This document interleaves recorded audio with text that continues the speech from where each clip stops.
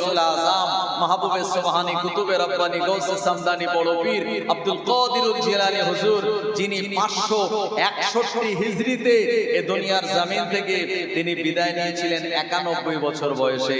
আমার ভাইজানেরা, হুজুরের জন্ম ছিল 470 হিজরিতে। আমার ভাইজানেরা, হুজুরের জন্ম, বড় পীর সাহেব হুজুরের জন্ম হলো 470 হিজরি, আর হুজুরের ইন্তেকাল হলো 561 হিজরি। তাহলে 470 ওদিকে 30 আর এদিকে 61, তাহলে হুজুর টোটাল তানার জীবনে তিনি 91 বছরের লম্বা হায়াত পেয়েছিলেন। জোরে বলেন সুবহানাল্লাহ। কেন লম্বা হায়াত আল্লাহ তানাকে দিয়েছিলেন? মুজাদ্দিদুজ জামান ফুরফুরা শরীফের দাদা হুজুর পীর কেবলা রাহমাতুল্লাহ আলাইহি, তিনি 93 বছর হায়াত পেয়েছিলেন। তিনি বাংলা 1339 সালে চৈত্র মাসের 3 তারিখ শুক্রবার আপনার ফজরের নামাজের পরে দুনিয়ার জমিন থেকে বিদায় নিয়েছিলেন। তিনি হায়াত পেয়েছিলেন কম বেশি 93 বছর। বড় পীর সাহেব হুজুর 91 বছর। খাজা গরিবে নওয়াজ লম্বা হায়াত পেয়েছিলেন। এই লম্বা হায়াত তানাদের পাওয়ার একটা কারণ আছে। কারণটা কি? কোরআন মাজিদে আল্লাহ সেই ওলিদের সম্পর্কে বলেছেন, যে আয়াতে কারিমা আমি আপনাদের কাছে প্রথমেই তেলাওয়াত করেছি। মহান আল্লাহ রাব্বুল আলামিন শুনিয়েছেন, আলা ইন্না আউলিয়া আল্লাহি লা খাউফুন আলাইহিম ওয়া লা হুম ইয়াহজানুন। এই দোয়া আমাদের নসিবে হয়ে যাবে, কারণ আল্লাহর ওলি আউলিয়া যারা হন তানারা ইন্তেকাল করার পরে তানারা মরেন না, শুধুমাত্র পর্দা নেন। আল্লাহর ওলি আউলিয়ারা ইন্তেকাল করার পরেও তানারা জীবিত। ও আমার ভাইজানেরা, ওলি আউলিয়া যারা হন মাটি তাদের লাশটা খেতে পারে না। মাটির পোকাগুলি আল্লাহর ওলিদের লাশকে হজম করার মতো ক্ষমতা রাখে না। আমার আল্লাহ পাক তানাদের চেহারাকে মাটির তলায় অক্ষত অবস্থাতে রেখে দেন। আল্লাহর ওলি বড় পীর সাহেব হুজুরের জীবনে অসংখ্য কারামাত আছে। হুজুরকে আমার আল্লাহ বিরাট ইলমওয়ালা করেছিলেন। আমার আল্লাহ তার ভিতরে বিরাট জ্ঞান দিয়েছিলেন। প্রিয় নবী আমার জানিয়েছেন, তলাবুল ইলমি ফারিদাতুন আলা কুল্লি মুসলিমিন ওয়া মুসলিমাতিন। প্রতিটা নরনারীর জন্য ইসলামী শিক্ষার জ্ঞান অর্জন করা হলো আবশ্যিক কর্তব্য। আমার ভাইজানেরা, আল্লাহর ওলি যিনি আল্লাহ পাকের কোরআন মাজিদের হাফেজ ছিলেন, অপরদিকে আমার আল্লাহ পাক তানাকে মান্তিকের জ্ঞান, হিকমতের জ্ঞান, ইলমে ফারায়েজের জ্ঞান, ইলমে আরুজের জ্ঞান, ইলমে নাহুর জ্ঞান, ইলমে সরফের জ্ঞান, ও আমার ভাইজানেরা সমস্ত জ্ঞান দিয়ে বড় পীর সাহেব হুজুরকে আমার আল্লাহ বিরাট বড় জ্ঞানী করে দিয়েছিলেন। শুধু তাই নয়, আল্লাহর ওলি জ্ঞান পাওয়ার পর এই জ্ঞানটা মানুষের কাছে বিতরণ করার জন্য, এই জ্ঞানটা মানুষের কাছে ডিস্ট্রিবিউট করার জন্য হুজুর বাগদাদ শরীফে মাদ্রাসা নিজামিয়া বলে একটি মাদ্রাসা তিনি প্রতিষ্ঠা করেছিলেন। ও আমার ভাইজানেরা, আল্লাহর ওলির প্রতিষ্ঠা করা সেই মাদ্রাসা আজও ইরাকের বাগদাদে জমিনে দাঁড়িয়ে রয়েছে। আল্লাহর ওলি যারা হয় আমার আল্লাহ পাকের গায়েবী মদত তানাদের সঙ্গে থাকে। ফুরফুরা শরীফের মুজাদ্দিদুজ জামান ছিলেন কাদেরিয়া তরিকার সবক আমাল করা একজন ব্যক্তি। কাদেরিয়া তরিকার শায়েখ হলেন বড় পীর সাহেব হুজুর, আর চিশতিয়া তরিকার শায়েখ হলেন খাজা গরিবে নওয়াজ আজমিরি সঞ্জরি রহমাতুল্লাহ আলাইহি। নকশবন্দিয়া তরিকার শায়েখ হলেন বাহাউদ্দিন নকশবন্দি। মুজাদ্দিদিয়া তরিকার পীর হলেন আহমদ ফারুকি মুজাদ্দিদ আল-ফিসানি রহমাতুল্লাহ আলাইহি। আমার আল্লাহ রাব্বুল আলামিন এই দুনিয়া জমিনে চারজন বড় বড় পীরের থেকে কাদেরিয়া, চিশতিয়া, নকশবন্দিয়া, মুজাদ্দিদিয়া এই চার তরিকা তিনি দুনিয়ায় ছড়িয়ে দিয়েছেন। মুজাদ্দিদুজ জামান এই চার তরিকার সবকের একজন আমল করনেওয়ালা ওলি ছিলেন। একবার সানি ফতেহা ইয়াসতাহাম উপলক্ষে, এর আগের মাস ছিল রবিউল আউয়াল, মানে বসন্তের প্রথম মাস, যে মাসে 12 তারিখটাকে বলা হয় ফতেহা দোয়াজদাহাম, আর আজকে 11 রবিউল সানি এটাকে বলা হয় ফতেহা ইয়াজদাহাম। ভাই ফাতেহা শব্দের অর্থ হচ্ছে দোয়া, ফাতেহা শব্দের অর্থ হচ্ছে দোয়া, আর ইয়াজদাহাম এই শব্দটি হলো ফার্সি শব্দ। আমরা যেমন কবিতা পড়ি না, বালাগাল উলা বিকামালিহি কাশাফাত দুজা বিজামালিহি হাসানাত জামিউ খিসালিহি সাল্লু আলাইহি ওয়া আলিহি, এটি হলো ফার্সি কবিতা। আমরা যে বলি নামাজ, আসলে নামাজটা কিন্তু আরবি শব্দ নয়, নামাজটা হলো ফার্সি শব্দ। নামাজের আরবি হলো সালাত। আমার ভাইজানেরা, আমরা যে বলি রোজা, এই রোজাটাও ফার্সি শব্দ। রোজার আরবি হলো সম, বহু বচনে সিয়াম। আমার ভাইজানেরা, তো নামাজও ফার্সি শব্দ, রোজাও ফার্সি শব্দ, আর ইয়াজদাহাম এটাও ফার্সি শব্দ। এটার অর্থ হচ্ছে 11 তারিখ, মানে ওই 11 তারিখের দোয়া করার একটি সময়কে আপনার আরবি আর ফার্সি মিলিয়ে বলা হয় ফতেহা ইয়াজদাহাম। যেমন বলা হয় আখেরি চাহার সোমবার, সফর মাসের শেষ বুধবারকে বলা হয় আখেরি চাহার সোমবার। এটাও আরবি আর ফার্সির সংমিশ্রণে একটি শব্দ। আখেরি মানে হচ্ছে শেষ, আর চাহার সোমবার এটি হলো ফার্সি শব্দ, যার অর্থ হলো আপনার চতুর্থ বুধবার। আমার ভাইজানেরা, তো ঠিক এভাবে এই ফতেহা ইয়াজদাহাম যে দিনটাকে স্মরণ করা হয়, পিরানে পীর দস্তগীর গৌসুল আজম মাহবুবে সুবহানী কুতুবে রব্বানী গৌসে সামদানি বড় পীর আব্দুল কাদিরুল জিলানী হুজুর, যিনি 561 হিজরিতে এ দুনিয়ার জমিন থেকে তিনি বিদায় নিয়েছিলেন 91 বছর বয়সে। আমার ভাইজানেরা, হুজুরের জন্ম ছিল 470 হিজরিতে। আমার ভাইজানেরা, হুজুরের জন্ম, বড় বিশ্বাস হুজুরের জন্ম হলো 470 হিজরি, আর হুজুরের ইন্তেকাল হলো 561 হিজরি। তাহলে 470 ওদিকে 30 আর এদিকে 61, তাহলে হুজুর টোটাল তানার জীবনে তিনি 91 বছরের লম্বা হায়াত পেয়েছিলেন। জোরে বলুন সুবহানাল্লাহ। কেন লম্বা হায়াত আল্লাহ তাআলাকে দিয়েছিলেন? মুজাদ্দিদুজ জামান ফুরফুরা শরীফের দাদা হুজুর পীর কেবলা রাহমাতুল্লাহ আলাইহি, তিনি 93 বছর হায়াত পেয়েছিলেন। তিনি বাংলা 1339 সালে চৈত্র মাসের 3 তারিখ শুক্রবার জুমা আপনার ফজরের নামাজের পরে দুনিয়ার জমিন থেকে বিদায় নিয়েছিলেন। তিনি হায়াত পেয়েছিলেন কম বেশি 93 বছর। বড় বিশ্বাস হুজুর 91 বছর। খাজা গরিবে নওয়াজ লম্বা হায়াত পেয়েছিলেন। এই লম্বা হায়াত তানাদের পাওয়ার একটা কারণ আছে। কারণটা কি? কোরআন মাজিদে আল্লাহ সেই ওলিদের সম্পর্কে বলেছেন, যে আয়াতে কারিমা আমি আপনাদের কাছে প্রথমেই তেলাওয়াত করেছি। মহান আল্লাহ রাব্বুল আলামিন শুনিয়েছেন, আলা ইন্না আউলিয়া আল্লাহি লা খাউফুন আলাইহিম ওয়া লা হুম ইয়াহজানুন। আলা মানে খবরদার, ইন্না মানে নিশ্চয়ই, আউলিয়া আল্লাহ, ওলি শব্দের বহু বচন হলো আউলিয়া। ওলি মানে হলো দোস্ত বা বন্ধু। আমার ভাইজানেরা, মহান আল্লাহ রাব্বুল আলামিন কোরআন মাজিদে জানিয়ে দিলেন, খবরদার নিশ্চয়ই আমার যারা ওলি বান্দা, লা খাউফুন, তাদের কোনো ভয় নাই, ওয়ালা হুম ইয়াহজানুন, এবং জীবনে কোনোদিন তারা দুশ্চিন্তাগ্রস্ত হন না। আমার ভাইজানেরা, এ দুনিয়া জমিনে আমাদের মাথায় কত টেনশন, এ দুনিয়াতে আমাদের কত চিন্তা ভাবনা, এ দুনিয়াতে আমাদের নানান রকম হাজারো সমস্যা, অথচ আল্লাহর ওলি বান্দা জানেরা দুনিয়াতে হাজারো সমস্যার ভিতরে পড়লেও জীবনে কোনোদিন তারা দুশ্চিন্তাগ্রস্ত হন না, সদা সর্বদা ভরসা রাখতেন মহান আল্লাহ রাব্বুল আলামিনের উপরে।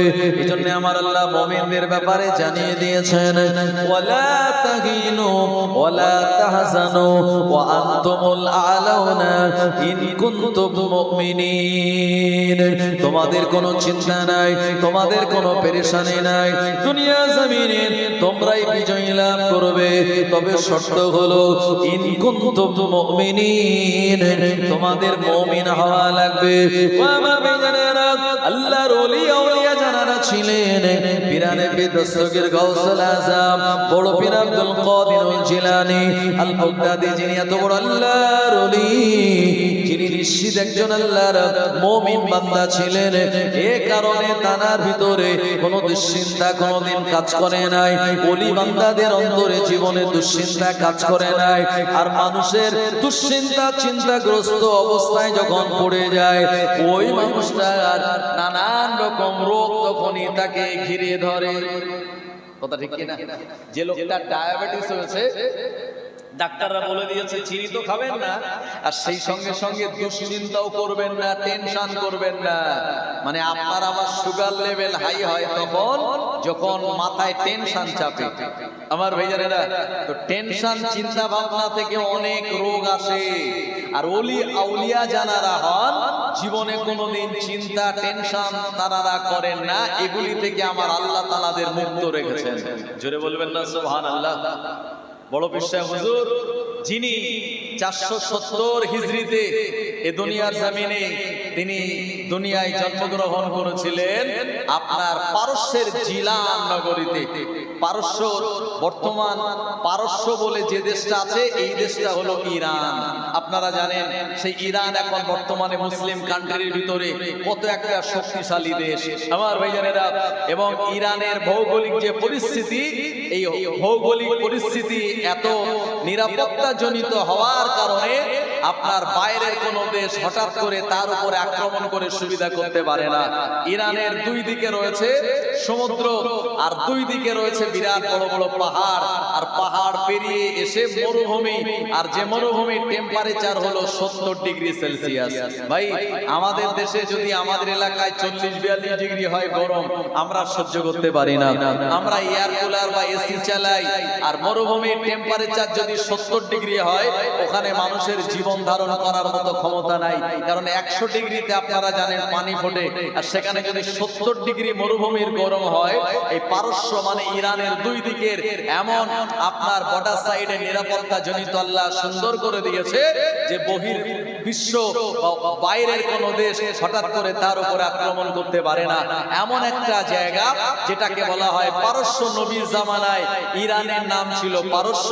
সেই পারস্যের আপনার জিলান প্রদেশের একটি জায়গাতে আল্লাহ রাব্বুল আলামিন ইরানের পীর দস্তগীর বড় পীর সাহেব হুজুরকে দুনিয়ার জমিনে পাঠিয়ে দিয়েছিলেন রমজান মাসের 1 তারিখে। রমজান মাসের 1 তারিখে হুজুরের জন্ম হয়েছিল। হুজুর ভূমিষ্ঠ হয়েছিলেন দুনিয়ার জমিনে। হুজুরের আব্বা জানের নাম হলো আবু সালে মুসা। আর তানার একটি উপাধি বা তানার বংশের যে গৌরব, এই জায়গায় জাঙ্গি বলে উপাধি দেয়া হতো।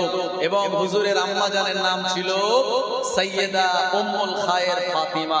আমার আল্লাহ রাব্বুল আলামিন এরকম একটি সুন্দর বংশে, জানার আব্বার বংশ ইমাম হাসানের সঙ্গে কানেক্টেড ছিল, আর জানার মায়ের বংশ ইমাম হোসাইনের সঙ্গে সম্পর্ক ছিল। জোরে বলবেন না সুবহানাল্লাহ। এবং হুজুরকে আল্লাহ পাক সৈয়দ বংশে এ দুনিয়াতে প্রেরণ করেছিলেন। তাম পৃথিবীতে অসংখ্য মুসলমানদের পদবীর বংশ আছে, তাই না? কেউ বা মোল্লা, কেউ বা মন্ডল, কেউ বা খান, কেউ বা বিশ্বাস। ও আমার ভাইজানেরা, আবার ফুরফুরা শরীফের মুজাদ্দিদুজ্জামানেরা, তানারা হলেন সিদ্দিক বংশের। অথচ বড় পীর সাহেব হুজুরকে আমার আল্লাহ সৈয়দ বংশে পাঠিয়েছিলেন। ও আমার ভাইজানেরা, হুজুরের আব্বা জান আবু সালে মুসা জানার বংশটা উপরের দিকে চলে গিয়েছিল। যদি ইমামে হাসান রাদিয়াল্লাহু আনহু বংশের সঙ্গে তার সম্পর্ক, আর সাইয়েদা উম্মুল খায়ের ফাতেমার বংশটা উপরের দিকে চলে গেলে সন্তান পাওয়া যাবে যদি ইমামে হোসাইন রাদিয়াল্লাহু আনহু, যিনি 61 হিজরিতে কারবালা ময়দানে তার সাথী সঙ্গীদের নিয়ে হকের জন্য, ন্যায়ের জন্য জীবন দিয়েছিলেন। ওই ইমাম হোসাইন রাদিয়াল্লাহু আনহু তার আওলাদ আলী আকবর কারবালার ময়দানে শহীদ হয়ে গেলেন, আলী আসগার কারবালার ময়দানে শহীদ হয়ে গেলেন। অথচ জাইনুল আবেদিন যিনি হায়াতে ছিলেন, ওই জাইনুল আবেদিনের বংশের আওলাদ হলেন আল্লাহর ওলি বড় পীর সাহেব হুজুর রাহমাতুল্লাহ আলাইহি। আমার ভাইজানেরা, হুজুর রমজান মাসের পয়লা তারিখে এই দুনিয়া জমিনে ভূমিষ্ঠ হলেন। তানার আম্মা জান মাগরিবের পরে যখন তানায় দুধ পান করাতেন, আল্লাহর ওলি বড় বিশ্বাস হুজুর মাগরিবের নামাজের পর আর সুবহে সাদেকের আগ পর্যন্ত তিনি দুধ পান করতেন। কিন্তু না না না, মানুষেরা দিনের বেলায় যখন রোজা রাখতো, এই দিনের বেলায় আল্লাহর ওলি তিনি ছোট বয়সে আম্মা জানের স্তন থেকে দুধ পান করতেন না। জোরে বলুন সুবহানাল্লাহ। ও আমার ভাইজানেরা, আল্লাহর ওলি রাতের বেলা মাগরিবের পর থেকে আর সুবহে সাদেকের আগ পর্যন্ত মায়ের স্তন থেকে দুধ পান করে গোটা মানুষদেরকে বার্তা দিতেন এটাই, রমজান মাসে আমার আল্লাহ দিনের বেলা খাওয়াটা যারা রোজা রাখার জন্য সামর্থ্যবান তাদের জন্য আল্লাহ হারাম করে দিয়েছেন। রাতের বেলা খাওয়া দাওয়া করাটা আমার আল্লাহ জায়েজ করে দিয়েছে। এই কারণে হুজুর দিনের বেলা মায়ের স্তনের এক ফোঁটা দুধ পান করতেন না, মাগরিবের পরে তিনি দুধ পান করা শুরু করতেন। আল্লাহর ওলি হুজুরের জীবনে একটি অলৌকিক ঘটনা এটা। বাবার ভাইজানেরা, শুধু তাই নয়, আল্লাহর ওলি বড় বিশ্বাস হুজুরকে আমার আল্লাহ পাক এই টোটাল আমাদের পৃথিবীর জন্য বিরাট একটি নিয়ামত করেছিলেন। প্রিয় নবী সাল্লাল্লাহু আলাইহি ওয়াসাল্লামের উম্মতের ভিতরে যত ওলি বান্দা এসেছিলেন, সমস্ত ওলিদের সুলতান করে বাদশা করে আমার আল্লাহ পিরানে দস্তগীর গৌসুল আযম বড় বিশ্বাস হুজুরকে তৈরি করেছিলেন। নবী আসার দরওয়াজা বন্ধ, কিন্তু ওলি আসার দরওয়াজা খোলা আছে। পৃথিবীতে যত ওলি আসবেন আর পৃথিবীতে যত ওলি এসেছেন, সমস্ত ওলি কুলের শিরোমণি সর্দার করে সুলতান করে আল্লাহ বড় বিশ্বাস হুজুরকে বানিয়েছেন। সুবহানাল্লাহ বলেন। আমার ভাইজানেরা, আপনাদের নসিব ভালো, তাকদীর ভালো, কপাল ভালো যে ফাতিহা ইয়াজতাহাম সেই হুজুরের স্মরণে আজকে এই মাহফিল নিশ্চিত হুজুরের রোহানি দোয়া আমাদের নসিবে হয়ে যাবে। কারণ আল্লাহর ওলিয়া ওলিয়া যারা হন তানারা ইন্তেকাল করার পরে তানারা মরেন না, শুধুমাত্র পর্দা নেন। আল্লাহর ওলিয়া ওলিয়ারা ইন্তেকাল করার পরেও তানারা জীবিত।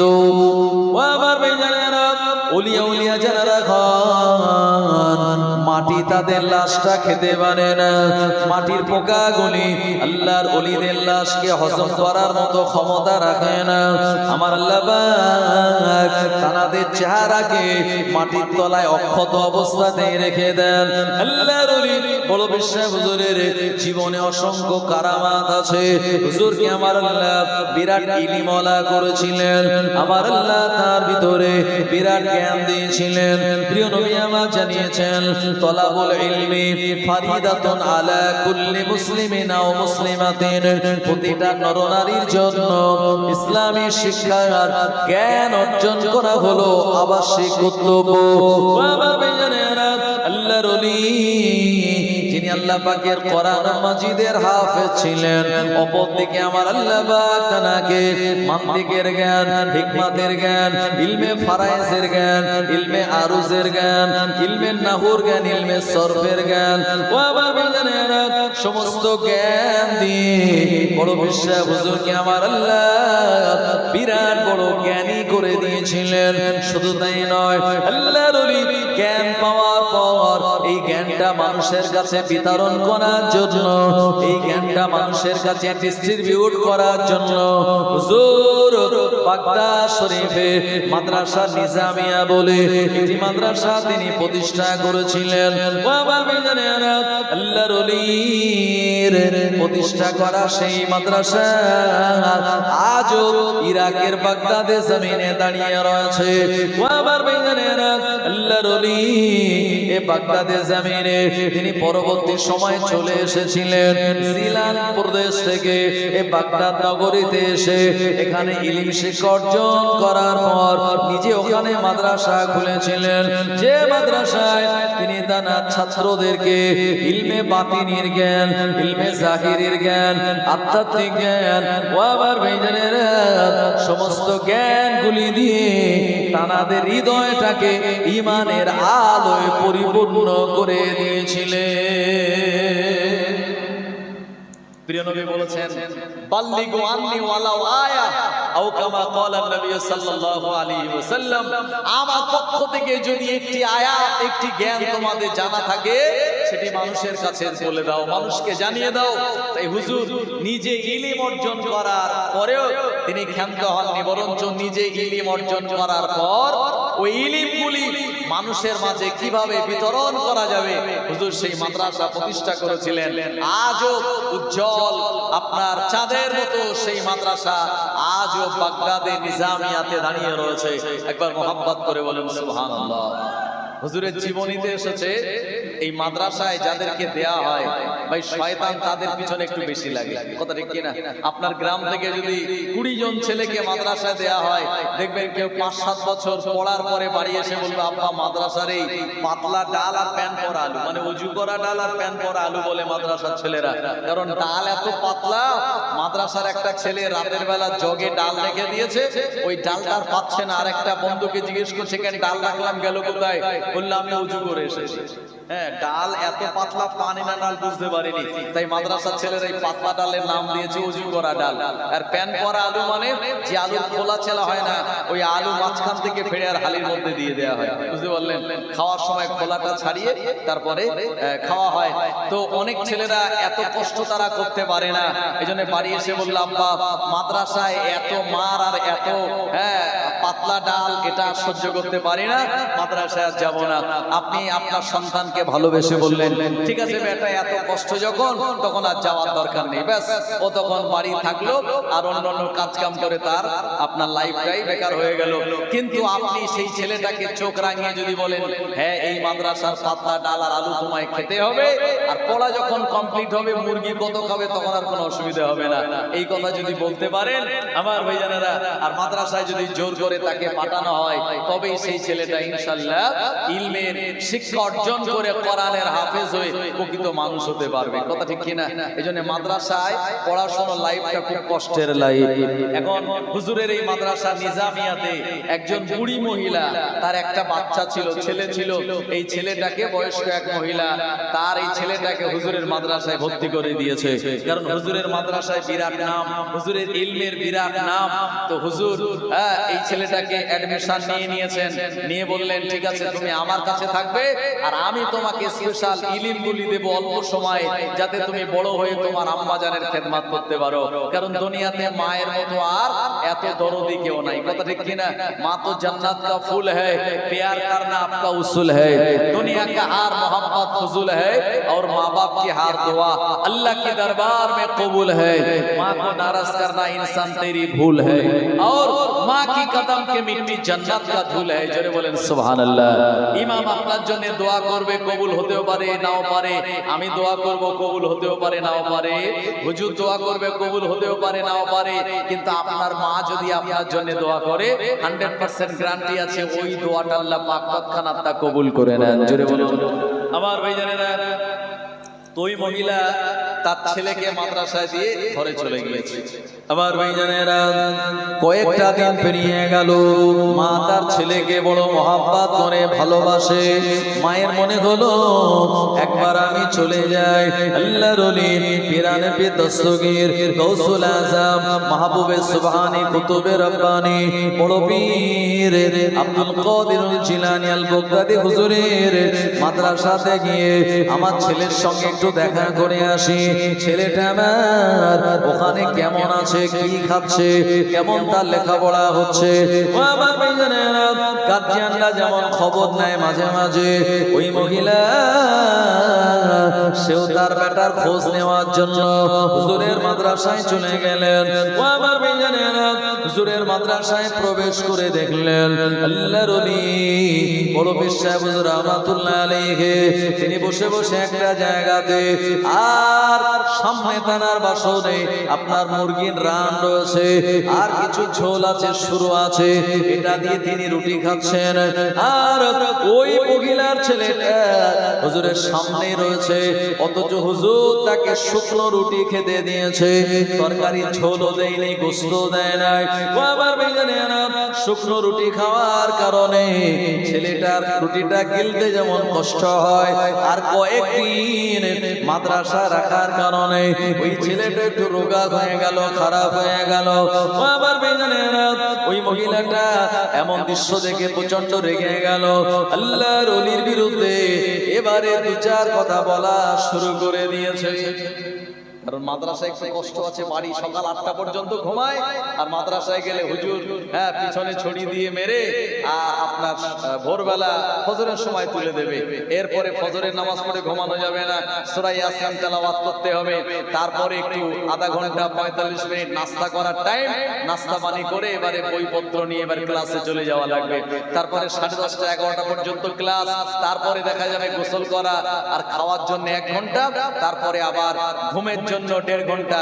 1:30টার সময় ডেকে দেবে, আবার জোহরের নামাজ ওযু করে আমার ভাইজানেরা, তারপরে আবার ক্লাস বিকাল 4টে পর্যন্ত। আসর থেকে আর মাগরিব একটুখানি ঘোরার, মানে একটুখানি ফ্রি টাইম, মাগরিবের পরে আবার বসে যাবে। এই যে বাধা ধরা টাইম আর খাওয়া দাওয়া, পাতলা ডাল আর ওই আপনার যদি শুকনো রুটি হয়, আমার ভাইজানেরা চেহারা তো একটু কমে যাবে।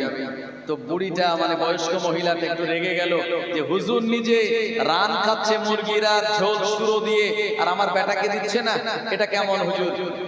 আমার ভাইজানেরা, মা যেহেতু তার সন্তানকে মহব্বত করে, এই কারণে হুজুরের উপরে রেগে গিয়ে বলা শুরু করে দিল, আল্লাহর ওলি আপনি কেমন মানুষ, আপনি নিজে আর গোশত খাচ্ছেন, মুরগির রান খান আর ঝোল দিয়ে আপনি রুটি খান, অথচ আমার ছেলেটাকে আপনি শুকনো রুটি খেতে দিয়েছেন। এটা দেখে আমি মোটেই পছন্দ করলাম না।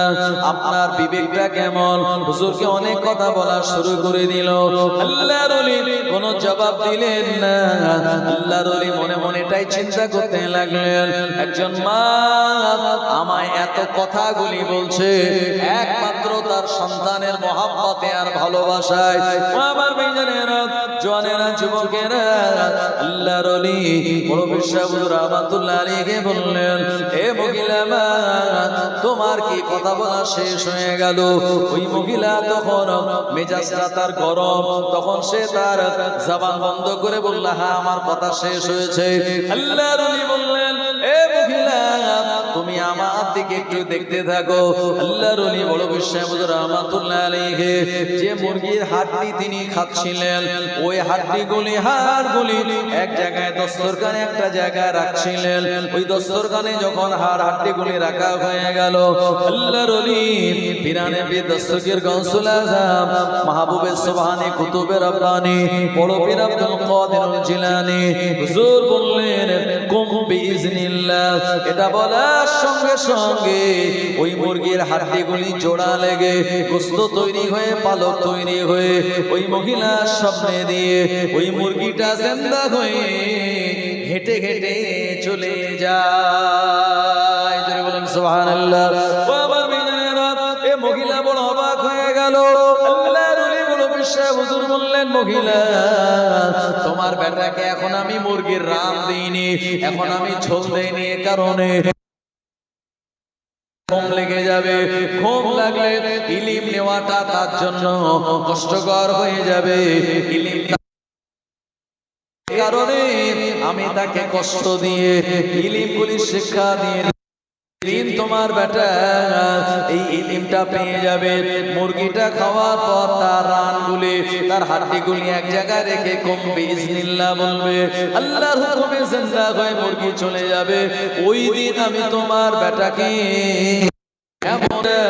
হুজুরের সেই মুরিদিনী, হুজুরের সেই ব্যবহার করা ওই লোটা বদনাটা নিয়ে আল্লাহর ওলি দরবারে হাজির হয়ে গেল। আল্লাহর ওলিকে বললেন, সালাম দিয়ে পর্দার সঙ্গে, ও আমার পীর, ও আমার হুজুর, আমি যখন ডাকাতের কবলে পড়লাম, এই সময় আমি আল্লাহর নাম চিৎকার দিয়ে নিয়েছিলাম, আর এই সময় ডাকাতেরা আমার কাছে আসতেছিল মাল সামান ছিনিয়ে নেওয়ার জন্য। হঠাৎ আমি দেখতে পেলাম আপনার ব্যবহৃত অজুর বদনাটা, যেটা আমার কাছে পরিচিত ছিল, যেটি আমার কাছে চেনা ছিল, এই বদনাটা তার মাথায় গিয়ে লাগলো। আর ওই ডাকাতের সর্দার সে মাথা ঘুরে উল্টে পড়ে গেল। সর্দারের এমন অবস্থা দেখে অন্যান্য তার দলের লোকেরা পালিয়ে চলে গেল। হুজুর আমিও তাদের কবল থেকে নিরাপত্তা লাভ করলাম। আল্লাহর ওলি মুচকে হেসে বললেন, তুমি যখন আল্লাহর নাম নিয়েছো, তুমি যেহেতু আমার মুরিদিনী, আমার আল্লাহ পাক এই খবরটা আমায় জানিয়ে দিয়েছে, আর আমার উজু করা লোটা তোমাকে হেফাজতের জন্য ছুড়ে দিয়েছিলাম। আরো জোরে বলেন সুবহানাল্লাহ। আমার ভাইজানেরা, এই আল্লাহর ওলির এগুলি হলো কারামাত। এই কারামাতকে বিশ্বাস করেন তো আপনারা? হ্যাঁ, নবীজি যে কাজগুলি দেখিয়েছেন, আকাশের চাঁদ দ্বিখণ্ডিত হয়ে যাওয়া, পাথরের কলমা পড়া, গাছের চলা, আমার ভাইজানেরা এগুলি হলো সব নবীদের মুজিজা। আর মুজিজা যারা অস্বীকার করবে তারা কাফের হয়ে যাবে। নবীর মুজিজা অস্বীকার করলে ঈমান আর থাকবে না, আর ওলিদের কারামাত অস্বীকার করলে সে ব্যক্তি ফাসিক হবে। এই জন্য ইমামে আজম আবু হানিফা হুজুর একটি কিতাব লিখেছেন, কিতাবের নাম হলো আল ফিকহুল আকবার, আকীদার কিতাব। ওই কিতাবের ভিতরে লেখা আছে আল কারামাতু আউলিয়া হাক্কুন, ওলিদের কারামাত হক আর সত্য, এটা অস্বীকার করার কোনো জায়গা নাই। যারা প্রকৃতপক্ষে ঈমানদার মুসলমান, ওলিয়া উলিয়াদের কারামাত জীবনে তারা অস্বীকার করেন না।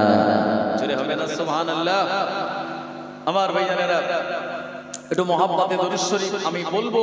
সেই হুজুরের জীবনী যেহেতু ফতেহা ইয়াজদাহাম উপলক্ষে মাহফিল, একটু মহাব্বতে দরুদ শরীফ পড়ুন। আর যারা পিছনে আছেন মাঝখানের দিকে ফাঁকা না রেখে আপনারা একটু জায়গাটা জমে জমে বসে যান। দরুদ শরীফ আল্লাহুম্মা সাল্লি আলা সাইয়্যিদিনা মাওলানা মুহাম্মদ ওয়া আলা আলিহি।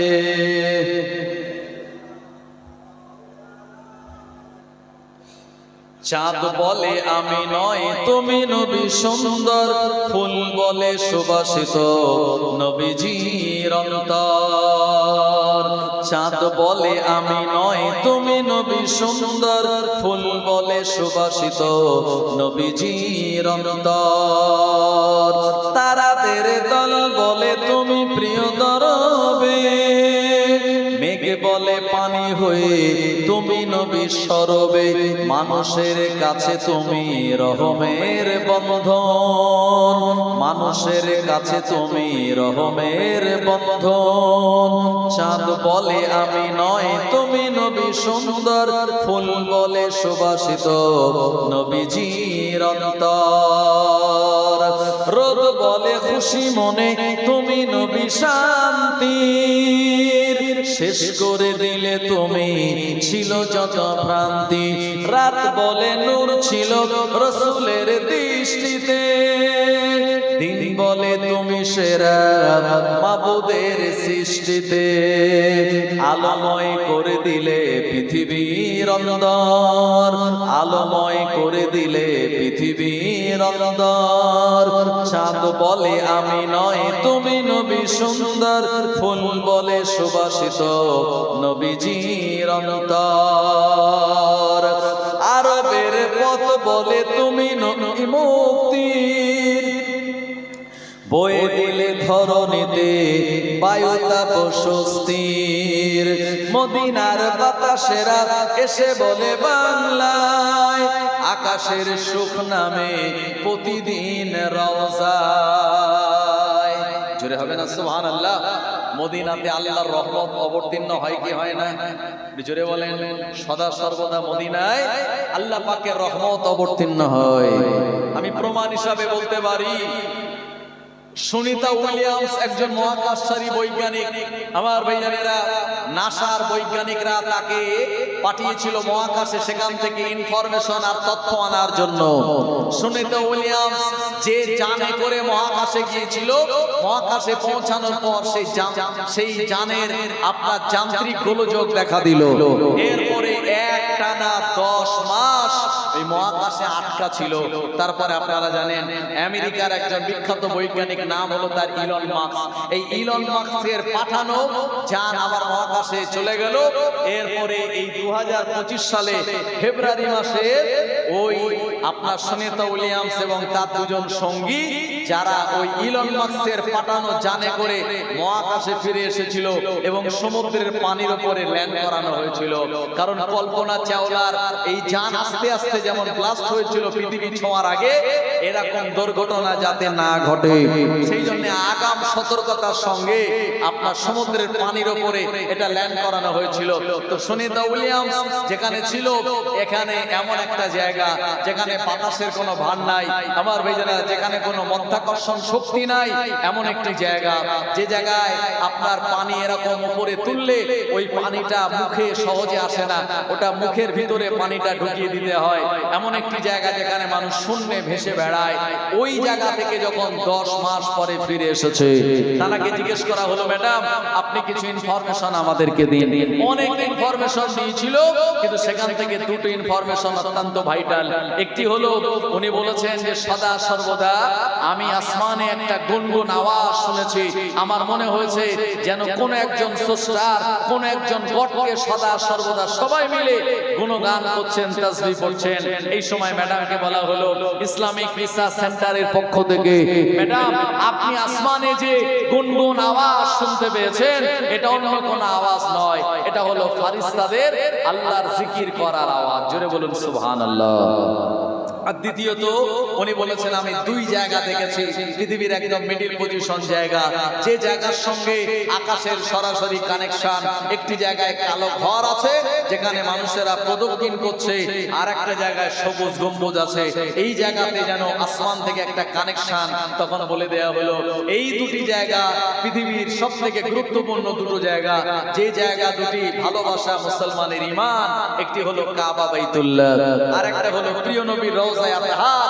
এই দুই জায়গা আসমান থেকে আপনি যে কানেকশন বুঝেছেন এটি হলো আল্লাহ তাআলার রহমতের কানেকশন, যেখানে সদা সর্বদা রহমতগুলি অবিরত ধারায় বর্ষিত হচ্ছে। জোরে বলুন সুবহানাল্লাহ। আরবের পথ বলে তুমি নবী মুক্তির, বয়ে দিলে ধরণীতে বায়ুতা প্রশস্তির। মদিনার বাতাসেরা এসে বলে বাংলায় আকাশের সুখ নামে প্রতিদিন রওজায়। ভরে গেল সাকিনাতে মদিনার প্রান্তর, ভরে গেল সাকিনাতে মদিনার প্রান্তর। চাঁদ বলে আমি নয় তুমি নবী সুন্দর, ফুল বলে সুবাসিত নবীজির অন্তর। তারাদের দল বলে তুমি প্রিয় দরবে, মেঘ বলে পানি হয়ে তুমি নবী সরবে। মানুষের কাছে তুমি রহমের বন্ধন, মানুষের কাছে তুমি রহমের বন্ধন। চাঁদ বলে আমি নয় তুমি নবী সুন্দর, ফুল বলে সুবাসিত নবীজির অন্তর। রোদ বলে খুশি মনে তুমি নবী শান্তির, শেষ করে দিলে তুমি ছিল যত ভ্রান্তি। রাত বলে নূর ছিল রাসূলের দৃষ্টিতে, দিন বলে তুমি সেরা মাবুদের সৃষ্টিতে। আলোময় করে দিলে পৃথিবীর অন্দর, আলোময় করে দিলে পৃথিবীর অন্দর। চাঁদ বলে আমি নয় তুমি নবী সুন্দর, ফুল বলে সুবাসিত নবীজির অন্তর। লা ইলাহা ইল্লাল্লাহ, লা ইলাহা, লা ইলাহা ইল্লাল্লাহ মুহাম্মাদুর রাসূলুল্লাহ সাল্লাল্লাহু আলাইহি ওয়াসাল্লাম। আমার ভাইজানেরা, এই দুনিয়ার জমিনে ওলিয়া যারা হন জীবনে কোনোদিন মিথ্যা কথা তারা জবানে বলেন না। কোরআনুল মাজিদ আল্লাহ শুনিয়েছেন ওয়া আজতানিবু কাওলা যুর, মিথ্যা বলা থেকে তোমরা বেঁচে থাকো, কারণ সব পাপের মূল হলো মিথ্যা কথা, ঠিক কিনা? এক মিথ্যাকে চাপা দেওয়ার জন্য আপনাকে আরো 10টা মিথ্যা কথা বলতে হবে, কিন্তু পরিশেষে আপনি একটা সময় ধরাও পড়বেন, তাতে আপনার মান সম্মান ইজ্জত নষ্ট হবে, অপরদিকে আপনি গুনাহগার হয়ে যাবেন। এজন্য নবীরা যেমন মিথ্যা কথা জীবনে বলেননি, আর আপনার ওলিয়া উলিয়া জানারা তানারাও মিথ্যা বলেননি। আমার ভাইজানেরা, তাই বড় বিশ্বাস হুজুরের জীবনীতে লেখা আছে, হুজুরের আম্মা বলে দিয়েছিলেন, বাবা আমি তোমাকে এই জিলান প্রদেশ থেকে বাগদাদে ইলমের জ্ঞান অর্জন করার জন্য তোমায় পাঠিয়ে দিলাম, তবে মনে রেখো খবরদার রাস্তাঘাটে কোনো সময় তুমি বিপদে পড়লে মিথ্যা বলবে না। হুজুর এক কাফেলার সঙ্গে হুজুরকে তানার সন্তানকে পাঠিয়ে দিয়েছিলেন। হুজুরের আপনার দুটো ভাই ছিলেন, হুজুররা দুই ভাই ছিলেন, বড় বিশ্বাস হুজুরের আর একজন ছোট ভাই ছিলেন। আমার ভাইজানেরা, তো আবু সালে মুসা যে সম্পদ তিনি রেখে গিয়ে দুনিয়া জামিন থেকে বিদায় নিলেন, এই সম্পদের পরিমাণ হলো 80 দিরহাম। তো মা বললেন, সাইয়েদা উম্মুল খায়ের ফাতেমা মা বললেন, এ বাবা আব্দুল কাদের, আমি তোমার জামা কাপড় কিনে দেওয়ার জন্য, জুতা কিনে দেওয়ার জন্য, ঘর বাড়ি বানানোর জন্য তোমার আব্বার রেখে যাওয়া সম্পত্তি আমি খরচ করতে চাই না। আমি সম্পত্তিটা খরচ করতে চাই তোমাকে ইলম অর্জন করার পথে, ইলম শেখানোর পথে, জ্ঞান অর্জনের পথে এই টাকাটা খরচ করতে চাই। জোরে বলুন সুবহানাল্লাহ। যেখানে আজকের সমাজে বাপ মা সন্তানদেরকে এডুকেটেড করতে চায় না, মাধ্যমিক পরীক্ষা দেওয়ার পরে বললো যা করছিস সেলাই কাজ কর বা রিজেন্টে কাজে চলে যা, টাকা ইনকাম করার আমার পকেটে দে, আমি চায়ের দোকানে বসে বসে টিভি দেখবো আর ছেলের ইনকামের টাকাটা আমি একটু মজা করে খাবো। আমার ভাইজানেরা, যেখানে বর্তমান যুগে এই পিতামাতাদের অনেকের এই টেন্ডেন্সি চলে এসেছে, আর 470 হিজরির কথা বলছি, ওনার মা বললেন, সাইয়েদা উম্মুল খায়ের ফাতেমা, যে আমি এই 80 দিরহামের 40 দিরহাম তোমার আর 40 দিরহাম তোমার ভাইয়ের, সুতরাং 40 দিরহামটা খরচ হবে শুধুমাত্র ইলম অর্জন করার জন্য। জোরে বলবেন না সুবহানাল্লাহ। আমার ভাইজানেরা, জওয়ানেরা, যুবকেরা, কারণ সে যুগে ইলম অর্জন করার বিরাট নাম দেয়া হতো, সম্মান দেয়া হতো। এই জন্য ইংরেজিতে একটা কথা আছে, education is backbone of the nation. জাতির মেরুদণ্ড হলো শিক্ষা, শিক্ষাই জাতির মেরুদণ্ড। যে জাতি শিক্ষা নাই সেই জাতি কিন্তু মাথা তুলে বাঁচতে পারে না। তাই আজকে আমরা যারা মুসলমান, শিক্ষা থেকে অনেক দূরে, আমার ভাইজানেরা, আমরা আমাদের সন্তানদেরকে সুশিক্ষায় শিখতে পাচ্ছি না। তাই আমাদেরকে টার্গেট আগামী দিনে আপনার মুসলমান ঘরের ছেলেদেরকে শিক্ষায় তাদেরকে এগিয়ে দিতে হবে। আজকে আপনারা দেখছেন আল আমিন মিশন মাথা উঁচু করে হাওড়া জেলার খলতপুরে তার প্রধান ক্যাম্পাস আর আশপাশের বিভিন্ন জেলাগুলিতে তার শাখা ক্যাম্পাস থাকার কারণে বিভিন্ন হসপিটালে, নার্সিং হোমে কিছু ডাক্তার দেখা যায় যারা আল আমিন থেকে পাশ করে এসছে বা যারা জয়েন্ট এন্ট্রান্স পরীক্ষা দিয়ে মেডিকেলে চান্স পাচ্ছে, এরকম এই আল আমিন এর মতো প্রতিষ্ঠান থাকার জন্য জওয়ানেরা, যুবকেরা, আজকে মিশনগুলি অনেক জায়গায় তৈরি হয়েছে। এই মিশন শিক্ষা ব্যবস্থার মাধ্যমে আমার জাতি বর্তমানে তার অনেকটাই এগিয়ে। তবে এর পরেও আমাদের টার্গেট রাখতে হবে যে আমাদের না খেয়ে রোজা রেখে হলেও অন্তত আমাদের সন্তানদেরকে যদি শিক্ষা দিতে পারি, তাহলে এটাই আমাদের জীবনের সবথেকে বড় অ্যাসেট। আপনি হয়তো ভাবছেন জমি জায়গা কিনবো আমার অ্যাসেট হবে, ঘর বাড়ি করবো এটা আমার অ্যাসেট হবে। না না না, এটা প্রকৃত অ্যাসেট নয়। অ্যাসেট তো সেটা যদি আপনার ছেলেকে আলেম বানাতে পারেন, হাফেজে কোরআন বানাতে পারেন, আপনার আমার ইন্তেকালের পর ওই ছেলেটা কবরের ধারে গিয়ে বলবে রব্বির হামহুমা কামা রব্বায়ানি সাগীরা। এই দোয়ার বরকতে আল্লাহ আপনায় আমায় maaf করে দিয়ে জান্নাতে যাওয়ার একটা ব্যবস্থা করে দেবেন।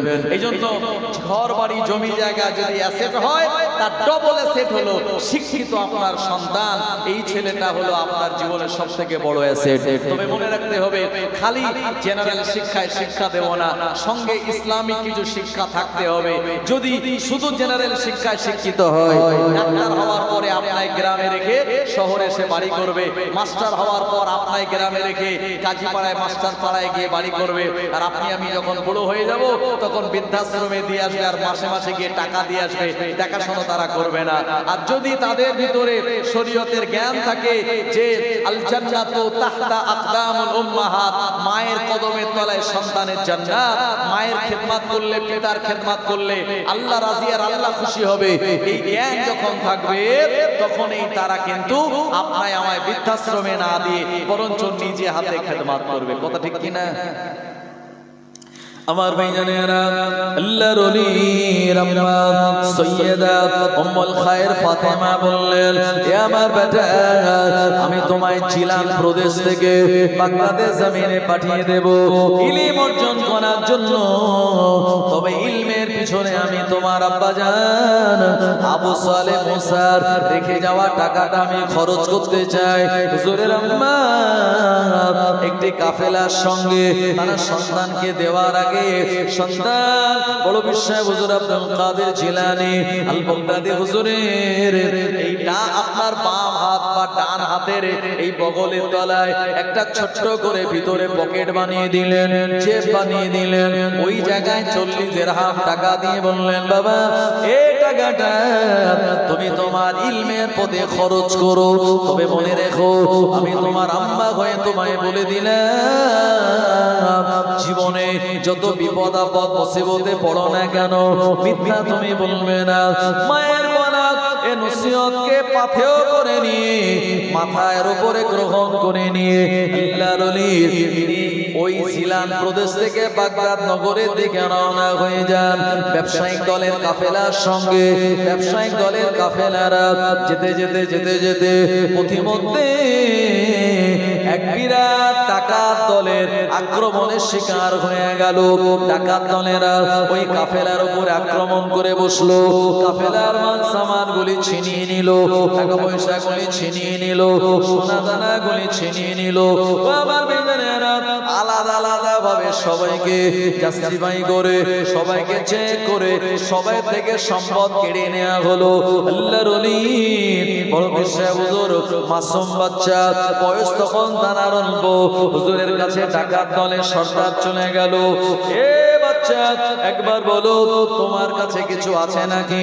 অনেক জায়গায় চেক করার পর যখন কিছুই পেল না, আল্লাহর ওলিকে বললেন, বাবা একবার বলো তোমার কাছে কিছু আছে নাকি? আল্লাহর ওলি তিনি বলে দিয়েছিলেন, আমার কাছে 40 দিরহাম টাকা রয়েছে। ওরা বলল, টাকাটা তো আমরা পাচ্ছি না। হুজুর তখন টাকাটা যে জায়গায় আম্মা জান সেলাই করে দিয়েছিলেন পাঞ্জাবের ভিতরে, ওই জায়গাটা তিনি দেখিয়ে দিলেন। ডাকাত দলের সর্দারেরা, ডাকাত দলের আরো যারা শাগরেদ ছিল, এরা সবাই মিলে টাকাটা ওখান থেকে বার করলো। গুনে গুনে দেখলো তাতে 40 দিরহাম টাকা রয়েছে। ও মুসলমান আমার, এ সময় ডাকাত দলের লোকেরা বড় অবাক হয়ে জিজ্ঞাসা করলো, এ বেটা আব্দুল কাদের, তোমার নাম আমরা জেনেছি, তবে এমন জায়গায় তোমার টাকাটা ছিল, তুমি যদি আমায় না বলতে, আমাদেরকে না জানাতে, ওই টাকাটা আমরা কোনো মতেই খুঁজে পেতাম না। এ টাকাটা কোন জায়গায়, তুমি কেনই বা জানিয়ে দিলে, আর কেনই বা সত্য কথা তুমি আমাদেরকে শুনিয়ে দিলে? আল্লাহর ওলি মাসুম বাচ্চা হওয়ার পরেও তিনি বলে দিয়েছিলেন, ও আল্লাহর বান্দারা, আমার আম্মা আমায় ছোটবেলা থেকে সুশিক্ষায় শিক্ষিত করেছেন। আমার আম্মা এমন একজন মহিলা যিনি আমাকে দোলনায় নিয়ে আল্লাহ পাকের কোরআন মাজিদ তেলাওয়াত করতেন। আমার আম্মা এমন একজন মহিলা যিনি কোনো কাজ শুরু করার আগে বিসমিল্লাহ বলতেন। আমার আম্মা সদা সর্বদা আমাকে ইসলামী শিক্ষায় শিক্ষিত করেছেন। আমার আম্মা বাড়ি থেকে আমায় পাঠিয়ে দেওয়ার আগে বলে দিয়েছিলেন, এ আমার বেটা, জীবনে যত বিপদ আপদ মুসিবত আসুক না কেন, মিথ্যা তুমি বলবে না। আমি আমার মায়ের ওই কথাকে মান্যতা দেওয়ার জন্য আমি মিথ্যা না বলে সত্যটা বলে দিয়েছি। ডাকাত দলের সর্দার তো অবাক, বললো, আরে তোমার মা মিথ্যা বলতে মানা করেছে, সেই মায়ের কথাকে মান্যতা দিয়ে তুমি মিথ্যা বলনি, তুমি জানতে এই টাকাটা আর সন্ধান দিলে আমরা নিয়ে নেব, এত লস তোমার হবে, তারপরেও তুমি সত্য বলেছো। আর আমরা যে আল্লাহর বান্দা, সেই আল্লাহ তিনি কোরআন মাজিদে নিষেধ করেছেন, ও আজতানিবু কাওলা যুর, মিথ্যা থেকে তোমরা বেঁচে থাকো। আল্লাহ পাক কোরআন মাজিদে জানিয়েছেন, আহাল্লাল্লাহুল বাইয়া ওয়া হাররামা রিবা, আল্লাহ ব্যবসাকে হালাল করেছেন, সুদকে হারাম করেছেন। আল্লাহ মেরে নেওয়া, কেটে নেওয়া, কেড়ে নেওয়া এগুলিকে হারাম করেছেন। তারপরে আমরা সেই আল্লাহর আইনকে ভুলে গিয়ে আমরা এই কাজে লিপ্ত। আমাদের চোখ খুলে দিয়েছো তুমি। ওই সর্দার বলল, ডাকাত দলের সর্দার বলল, হে বাবা আব্দুল কাদের, আমি তোমার কাছ থেকে আজকে যে শিক্ষা পেলাম, এই শিক্ষাটা আমার বাস্তব জীবনে আমি কাজে লাগাতে চাই, অ্যাপ্লাই করতে চাই। সুতরাং আমি তোমার হাতে হাত দিয়ে আজকে তওবা করতে চাই আর অঙ্গীকারবদ্ধ করতে চাই, অঙ্গীকারবদ্ধ হতে চাই। আমি আর জীবনে মানুষের কাছ থেকে কেড়ে নেওয়া, মেরে নেওয়া, হ্যাঁ এভাবে ছিনতাই করা কাজ, এগুলি আমি আর করব না। হুজুর তওবা পড়ালেন, আর হুজুরের থেকে যে বয়সে বড়, হুজুরের হাতে হাত দিয়ে তওবা পড়লো, ওয়াদা করলো। আর ওই দলে যত শাগরেদ ছিল তারাও দেখলো আমাদের সরদার যখন ওয়াদা করেছে ডাকাতি আর করবে না, রাহাজানি ছিনতাই আর করবে না, শাগরেদরাও তারাও তওবা করলো। ওই দিন থেকে নিয়াত করলো জীবনে কোনোদিন আর এই কাজে আমরা অংশগ্রহণ করব না। হুজুর তাদেরকে সুন্দর করে সবক দিলেন আর কিছু সুন্দর নসিহত করলেন। হুজুরের এই নসিহতগুলি পালন করে ওই ডাকাত দলের লোকেরা পরবর্তী সময় আল্লাহর একজন বড় ওলি হয়ে গিয়েছিলেন। জোরে বলুন সুবহানাল্লাহ। আমার ভাইজানেরা, তিনি হলেন সেই বড় পীর জানার ইন্তেকালের দিনের কারণে উদ্দেশ্য করে যিনি 561 হিজরিতে দুনিয়া থেকে বিদায় নিয়েছিলেন। আমার ভাইজানেরা, টানা সেই 11 রবিউল সানিকে কেন্দ্র করে আজকে মাহফিল। তাই আমাদেরকেও শিক্ষা নিতে হবে, জীবনে আমরা মিথ্যা কথা বলবো না। খালি আপনি যদি এই ফতেহা ইয়াজদামে জলসা দিয়ে আর বিরিয়ানি খেয়ে বাড়ি চলে যান, এতে লাভ হবে না। লাভ হবে তখন যখন বড় বিশ্বয় হুজুরের আদর্শ আপনার আমার জীবনে আমরা কাজে লাগাতে পারবো। তাই ওয়াদা করতে হবে, হুজুর জীবনে মিথ্যা বলেননি, আমরাও মিথ্যা বলবো না। শত বিপদে পড়লে ভরসা রাখতে হবে আল্লাহর উপরে। আমার ভাইজানেরা, আর ইলমের উপরে হুজুর যে জোর দিয়েছেন, এখান থেকে আমাদের অঙ্গীকারবদ্ধ হতে হবে। আমরাও আমাদের সন্তানদেরকে ইলমের শিক্ষায় শিক্ষিত করব। নবীজি বলেছেন, উতলুবুল ইলমা মিনাল মাহদি ইলাল লাহদি, তোমরা জ্ঞান অর্জন করো মায়ের কোল থেকে আর কবরে যাওয়ার আগ পর্যন্ত। হুজুরের সেই কথাগুলি, এটাই হবে আমাদের জীবনের সবথেকে বড় উৎকৃষ্টতম হেদায়েতের একটি রাস্তা। একবার জোরে বলুন সুবহানাল্লাহ। একটু দরুদ শরীফ, আল্লাহুম্মা সাল্লি আলা সাইয়্যিদিনা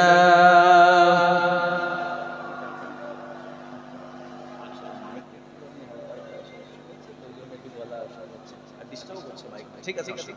আমার ভাইজান একটু আগে আগে আসবেন প্লিজ। আমি আপনাদের সবাইকে বলবো, যে জায়গাটা আছে ফাঁকা, এটা দিতে হবে ঢাকা, না হলে ইবলিস শয়তান আমাদের দেবে ধোঁকা আর আমরা বনে যাব বোকা। ये तो दुनिया है, यहाँ नेक काम करोगे तो सवाब पाओगे और गुनाह करोगे तो आजाब पाओगे। दुनिया में इंसान क्या खोया और क्या पाया, दुनिया में इंसान क्या खोया और क्या पाया। इल्म आया तो अपना फिल्म आया तो इल्म गया, क्रिकेट आया तो काम गया, मोबाइल आया तो मुलाकात गया, बैंक आया तो बरकत गया, रिवायत आया तो सुन्नत गया और दौलत आया तो मोहब्बत गया। আমার ভাইজানেরা, তাই একটু আগে আগে চলে আসুন নবীজির শ্রেষ্ঠতম একজন উম্মত, যিনি হলেন পিরানে পীর দস্তগীর, তানার আলোচনা আমি আপনাদের কাছে রাখবো। তার আগে একটু মোহাব্বতে দরুদ শরীফ, আল্লাহুম্মা সাল্লি আলা সাইয়্যিদিনা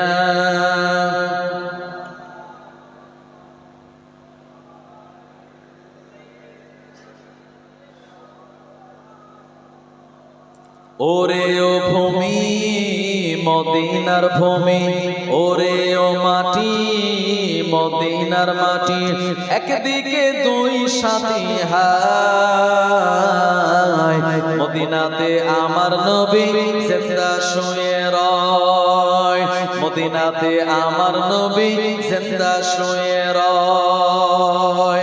জোরে হবে না সুবহানাল্লাহ। আগে গজল ছিল যে দুই দিকে দুই সাথী আর বিছখানে মোদের নবী রয়।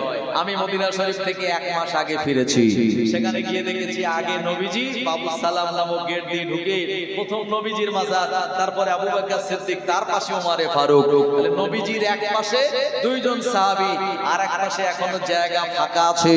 আখিরি জামানায় সিরিয়ার দামেস্কে শ্বেত মিনারের উপরে ঈসা রুহুল্লাহ দুইজন ফেরেশতার কাঁধের উপরে ভর দিয়ে এই দুনিয়াতে তিনি অবতরণ করবেন। আর আপনার ইহুদিদের যে মাসিহ এই দাজ্জালকে হত্যা করবেন এবং আল্লাহ রাব্বুল আলামিন তাকে দুনিয়ার জমিনে আবার এখানে সুন্দর করে তাকে জীবন ধারণ করার সুন্দর একটি পরিবেশ তাকে দেবেন। এরপরে আমার আল্লাহর হুকুম হবে তিনি দুনিয়ার জমিন থেকে উম্মতে মুহাম্মাদি হিসাবে বিদায় নেবেন আর নবীজির পাশেই তাকে দাফন দেয়া হবে। জোরে বলুন সুবহানাল্লাহ। আর নবী জিন্দা শুয়ে রয়, যেতে যদি পারতাম আমি সোনার মদিনায়, সালাম আমি গিয়ে দিতাম নবীজির রওজায়। যেতে যদি পারতাম আমি সোনার মদিনায়, সালাম আমি গিয়ে দিতাম নবীজির রওজায়। মদিনার ওই ধুলাবালি পাই যদি সামনে আমি, মদিনার ওই ধুলাবালি পাই যদি সামনে আমি, মাগতাম আমি পেলে পরে সুরমা করে হায়। নবী কাঁদে যারে যার, পাপে ভরা গোনায় ভরা উম্মত আমার। কিয়ামতের দিনে নবী করবেন যে রোনাজারি, কিয়ামতের দিনে নবী করবেন যে রোনাজারি, আল্লাহর দরবারে নবী পড়ে সেজদায়। মদিনাতে আমার নবী জিন্দা শুয়ে রয়, রঙিন রঙিন মেঘের ভেলা যায় বয়ে যায়, ব্যথা তোর মন যে আমার বড় অসহায়। মিটবে মোর মনের আশা পাই যদি নবীর দেখা, মিটবে মোর মনের আশা পাই যদি নবীর দেখা, মুক্তি আমি পেয়ে যাব হাসরের মাঠে। মদিনাতে আমার নবী জিন্দা শুয়ে রয়, ওরে ও ভূমি মদিনার ভূমি, ওরে ও মাটি মদিনার মাটি, একদিকে দুই সাথী হায়। মদিনাতে আমার নবী জিন্দা শুয়ে রয়। আল্লাহুম্মা সাল্লি আলা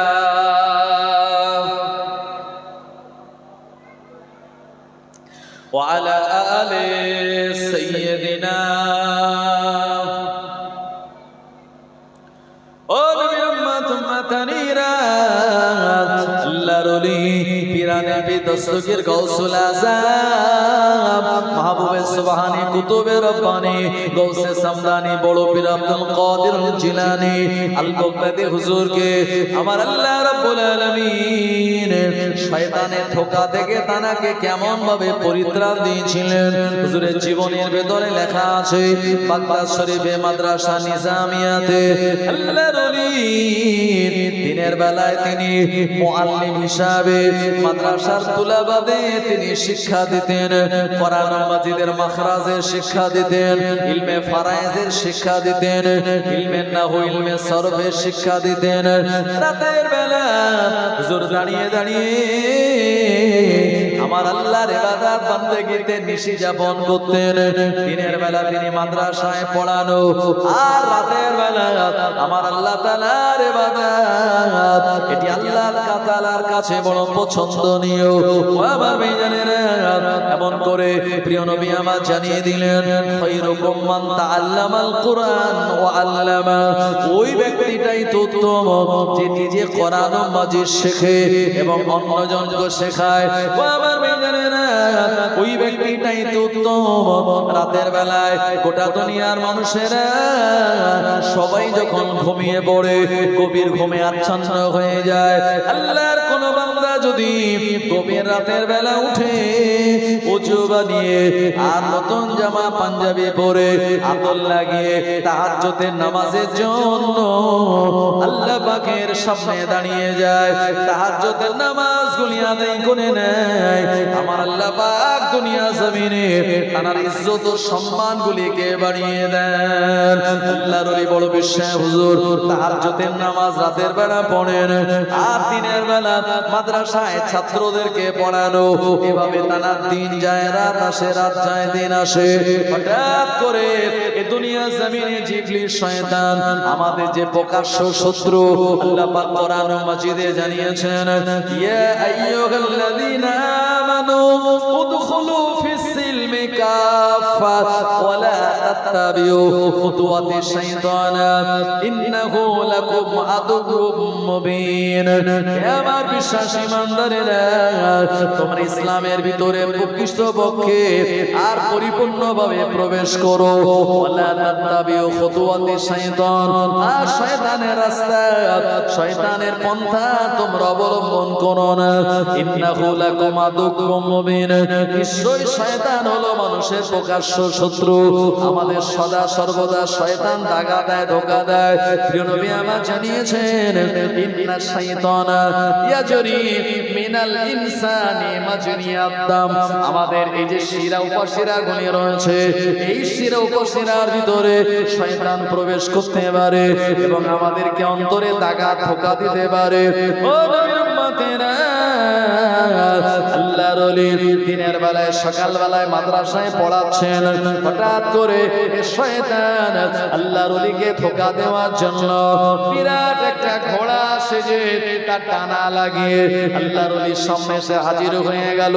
আসসালামু আলাইকুম ইয়া গাউসুল আযম। হুজুর সালামের জবাব দিলেন। এরপরে হুজুর বুঝতে পারলেন যে আমার সালাম দিল এই লোকটা দুনিয়ার কোনো মানুষ নয়, যে ঘোড়ার মতো সেজে আমার কাছে এসেছে এ আর অন্য কেউ নয়, এ তো পাক্কা ইবলিস শয়তান। কি ব্যাপার? বললো, আপনি এত ইবাদত বন্দেগী করেছেন আর দিনের বেলায় মাদ্রাসার ছাত্রদেরকে এমন ইলম দিয়েছেন, আল্লাহ পাক আপনার উপরে রাজি আর খুশি হয়েছে। এখন আপনার মেরাজ হবে আর আজ থেকে আপনারা নামাজ কালাম পড়া লাগবে না, আল্লাহ পাক এমনি আপনাকে জান্নাত দিয়ে দেবেন। জোরে বলেন সুবহানাল্লাহ, নাউজুবিল্লাহ বলেন। কারণ দুনিয়াতে আবু বকর, ওমর, উসমান, আলী রিদওয়ানুল্লাহি তাআলা আলাইহিম আজমাইন, হযরত সাদ ইবনে আবি ওয়াক্কাস, হযরত আবু উবাইদা ইবনুল জাররাহ রাদিয়াল্লাহু আনহুম, হুজুরগণেরা জান্নাতের সার্টিফিকেট দুনিয়াতে পেয়েছিলেন, তারপরেও নামাজ মাফ হয়নি। আর অথচ বড় বিশ্বাস হুজুরকে বলছে, আপনি যে ইবাদত বন্দেগী করেছেন আপনারা নামাজ পড়া লাগবে না, এখন মেরাজ হবে। হুজুর বুঝতে পারলেন বড় বিশ্বাস হুজুরের থেকে আরো বড় মর্যাদাপূর্ণ ব্যক্তি হলেন হযরত আবু বকর সিদ্দিক। কথা ঠিক কি না? ওমরে ফারুক রাদিয়াল্লাহু আনহু জানার ব্যাপারে নবীজি বলেছেন, লাউ কানা বাদা নাবিয়ান লাকান ওমর, আমার পরে যদি কেউ নবী হতো তো ওমরে ফারুক হতো। আমার ভাইজানেরা, তো সাহাবে کرامদের মর্যাদা কত বেশি, নবীজি বলেছেন আসহাবিকান নুজুম বিআইহিম ইক্তাদাইতুম ইহতাদাইতুম, আমার সাহাবীরা আকাশের নক্ষত্রের সমতুল্য, সুতরাং তার সমকক্ষ আমরা কেউ হতে পারবো না। নবীজি বলেছেন, আমার সাহাবীর একটা গম দান করবে আর তোমরা উহুদ পাহাড় পরিমাণ যদি সোনা দান করে দাও। উহুদ পাহাড়টা কত বড়? 9 মাইল লম্বা, 3 মাইল চওড়া।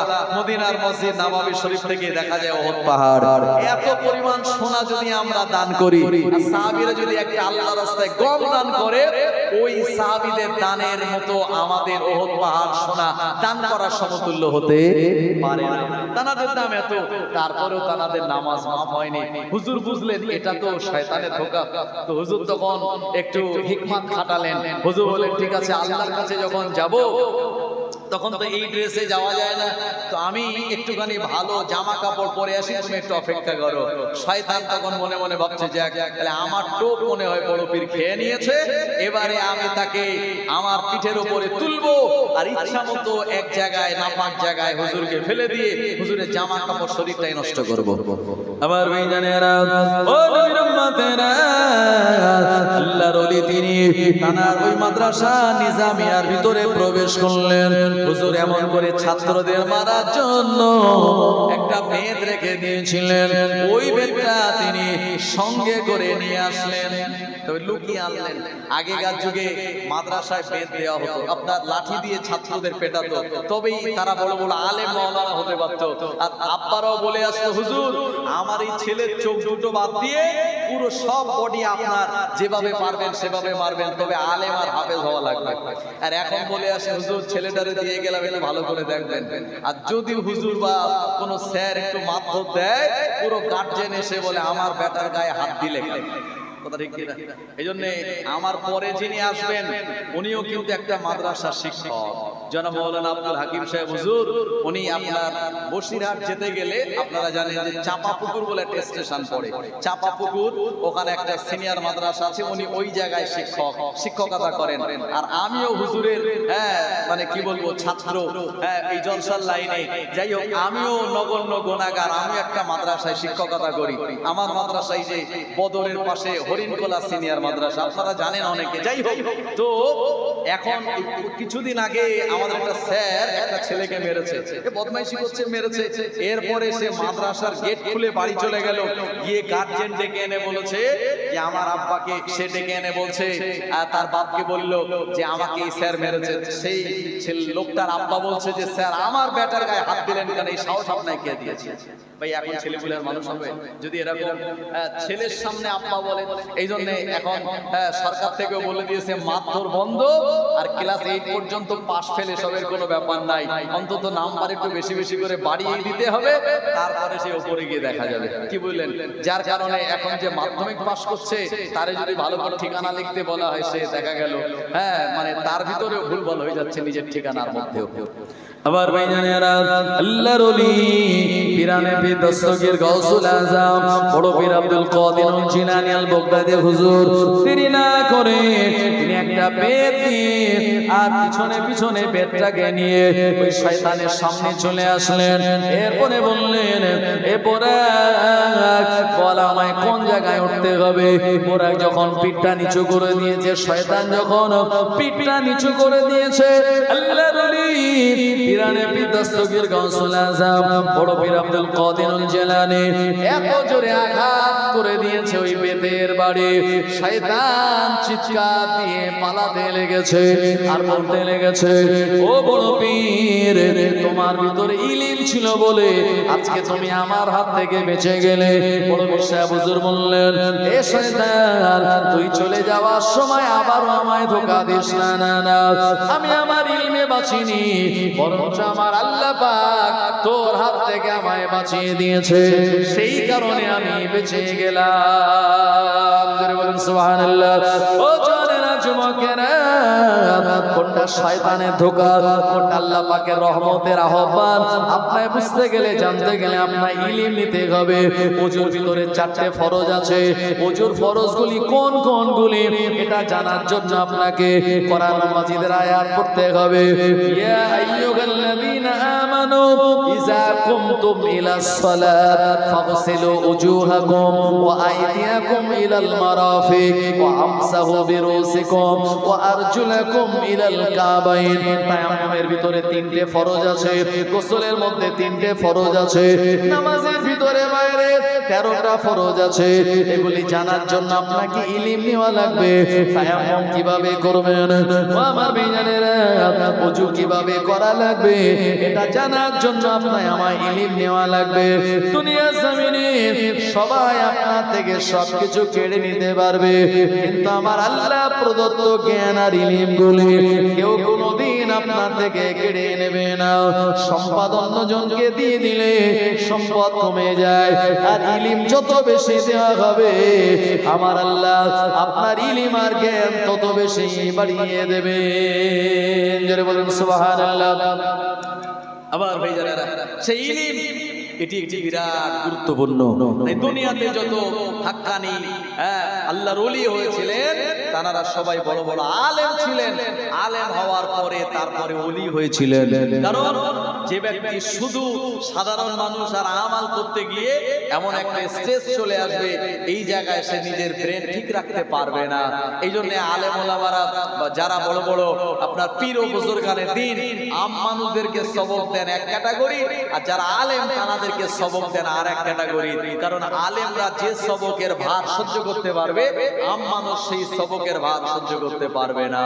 আমার ভাইজানেরা, এই জন্য সদা সর্বদা আমাদেরকে জ্ঞান চর্চার জন্য এগিয়ে যেতে হবে। কারণ কোরআন মাজিদের প্রথম বাক্য হলো ইকরা, যেটা মক্কাতুল মুকাররমায় জাবালে নূর গারে হেরাতে প্রিয় নবীর উপরে যে প্রথম বাণী এসেছিল ইকরা, রিড পড়ুন। আমার ভাইজানেরা, সেই পড়া থেকে আমরা মুসলমান অনেক পিছিয়ে। এই জন্য যখন বেধর্মীরা চক্রান্ত করে, আমরা সেই চক্রান্তে পা দিয়ে দেই। আমার ভাইজানেরা, দুনিয়া জমিন থেকে আমরা যখন বিদায় নেব, ইন্তেকালের পূর্ব মুহূর্তেও শয়তান আমাদের দাগা দেবে। আল্লাহর একজন ওলি ছিলেন, যার নাম ছিল ইমাম ফখরুদ্দিন রাজি রাহমাতুল্লাহ আলাইহি। ইন্তেকালের সময় যখন হয়ে গেল, হুজুরের মুরিদেরা তানার মাথার কাছে বসে বসে কালমা শরীফের তালকিন দিচ্ছেন, লা ইলাহা ইল্লাল্লাহ মুহাম্মাদুর রাসূলুল্লাহ। এই কথা ডান দিকে বলেন ইমাম ফখরুদ্দিন রাজি, আর ডান দিক থেকে তার চেহারাটা বাম দিকে ফিরিয়ে নেন। মুরিদের অবাক হয়ে গেল, আমরা কালেমা তালকিন দেই, যেদিক থেকে হুজুর কেন মুখ ঘুরিয়ে নেন? আবার বাম দিকে গিয়ে বলেন লা ইলাহা ইল্লাল্লাহ মুহাম্মাদুর রাসূলুল্লাহ। আবার বাম দিক থেকে মুখটা ডান দিকে ঘুরিয়ে নেন। আল্লাহর ওলি ইমাম ফখরুদ্দিন রাজি রাহমাতুল্লাহ আলাইহি, যারা মুরিদার মুহিব্বিন ছিলেন, তাদের মনে মনে ভয় লেগে গেল, না জানি এত বড় আল্লাহর ওলি ইন্তেকালের সময় কি বেঈমান হয়ে দুনিয়া জমিন থেকে বিদায় নেবে, কালেমা কি তানার নসিবে হবে না? আবার ডান দিকে গিয়ে বলেন, হুজুর আপনি বলুন লা ইলাহা ইল্লাল্লাহ মুহাম্মাদুর রাসূলুল্লাহ। আবার মুখটা ফিরিয়ে নেন বাম দিকে, আবার বাম দিকে গিয়ে বলেন, আবার ডান দিকে মুখ ফিরিয়ে নেন। মুহিব্বিন মুরিদরা কাঁদতে লাগলেন।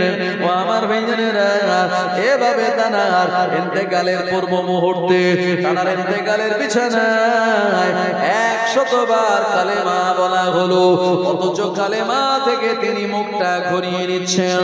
এই দৃশ্যটা ভাইরাল হয়ে গেল, মানুষের ভিতরে কানা ঘোষা শুরু হয়ে গেল। কত বড় আল্লাহর ওলি ইমাম ফখরুদ্দিন রাজি রাহমাতুল্লাহ আলাইহি, ইন্তেকালের সময় তারা মনে হয় কালেমা নসিবে হবে না।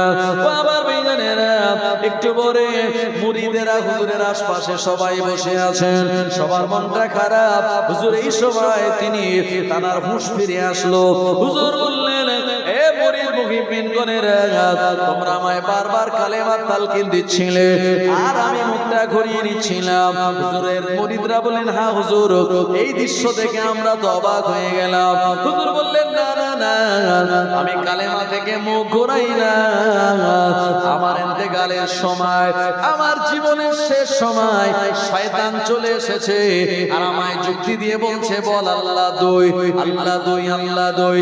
আমি বারবার যুক্তি দেই না, আমার আল্লাহ এক, কুল হুয়াল্লাহু আহাদ, আমার আল্লাহ এক।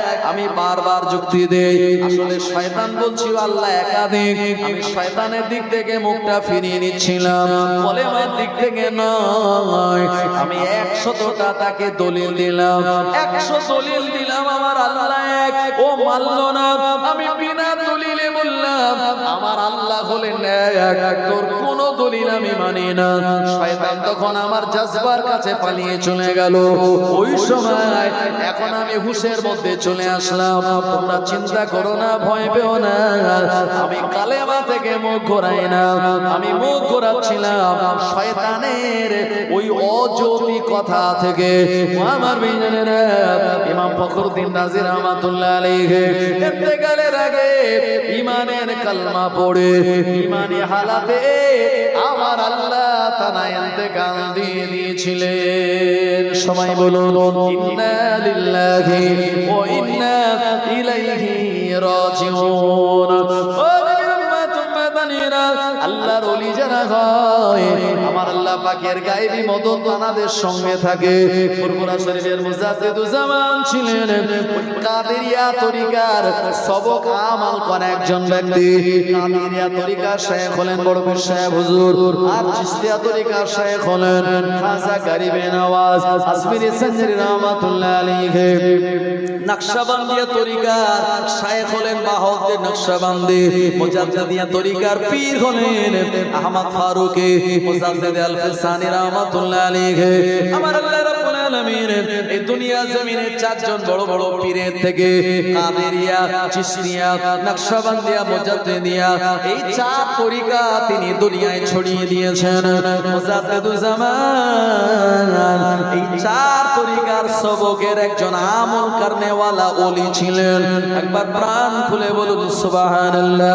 আল্লাহর ওলি মুজাদ্দিদুজ্জামানকে আমার আল্লাহ এত বড় ইলমওয়ালা করেছিলেন, এত বড় ওলি বান্দা বানিয়েছিলেন, যিনিও আমার আল্লাহ ছাড়া অন্য কাউকে ভয় পেতেন না। তার জীবনের একটু কথা না বললেই নয়, হুজুরের জীবনের ভিতরে লেখা রয়েছে আল্লাহর ওলি মুজাদ্দিদুজ্জামান তিনি জলসা করার জন্য ফুরফুরা শরীফ থেকে তার মুহিব্বিনদের নিয়ে বার হয়েছেন।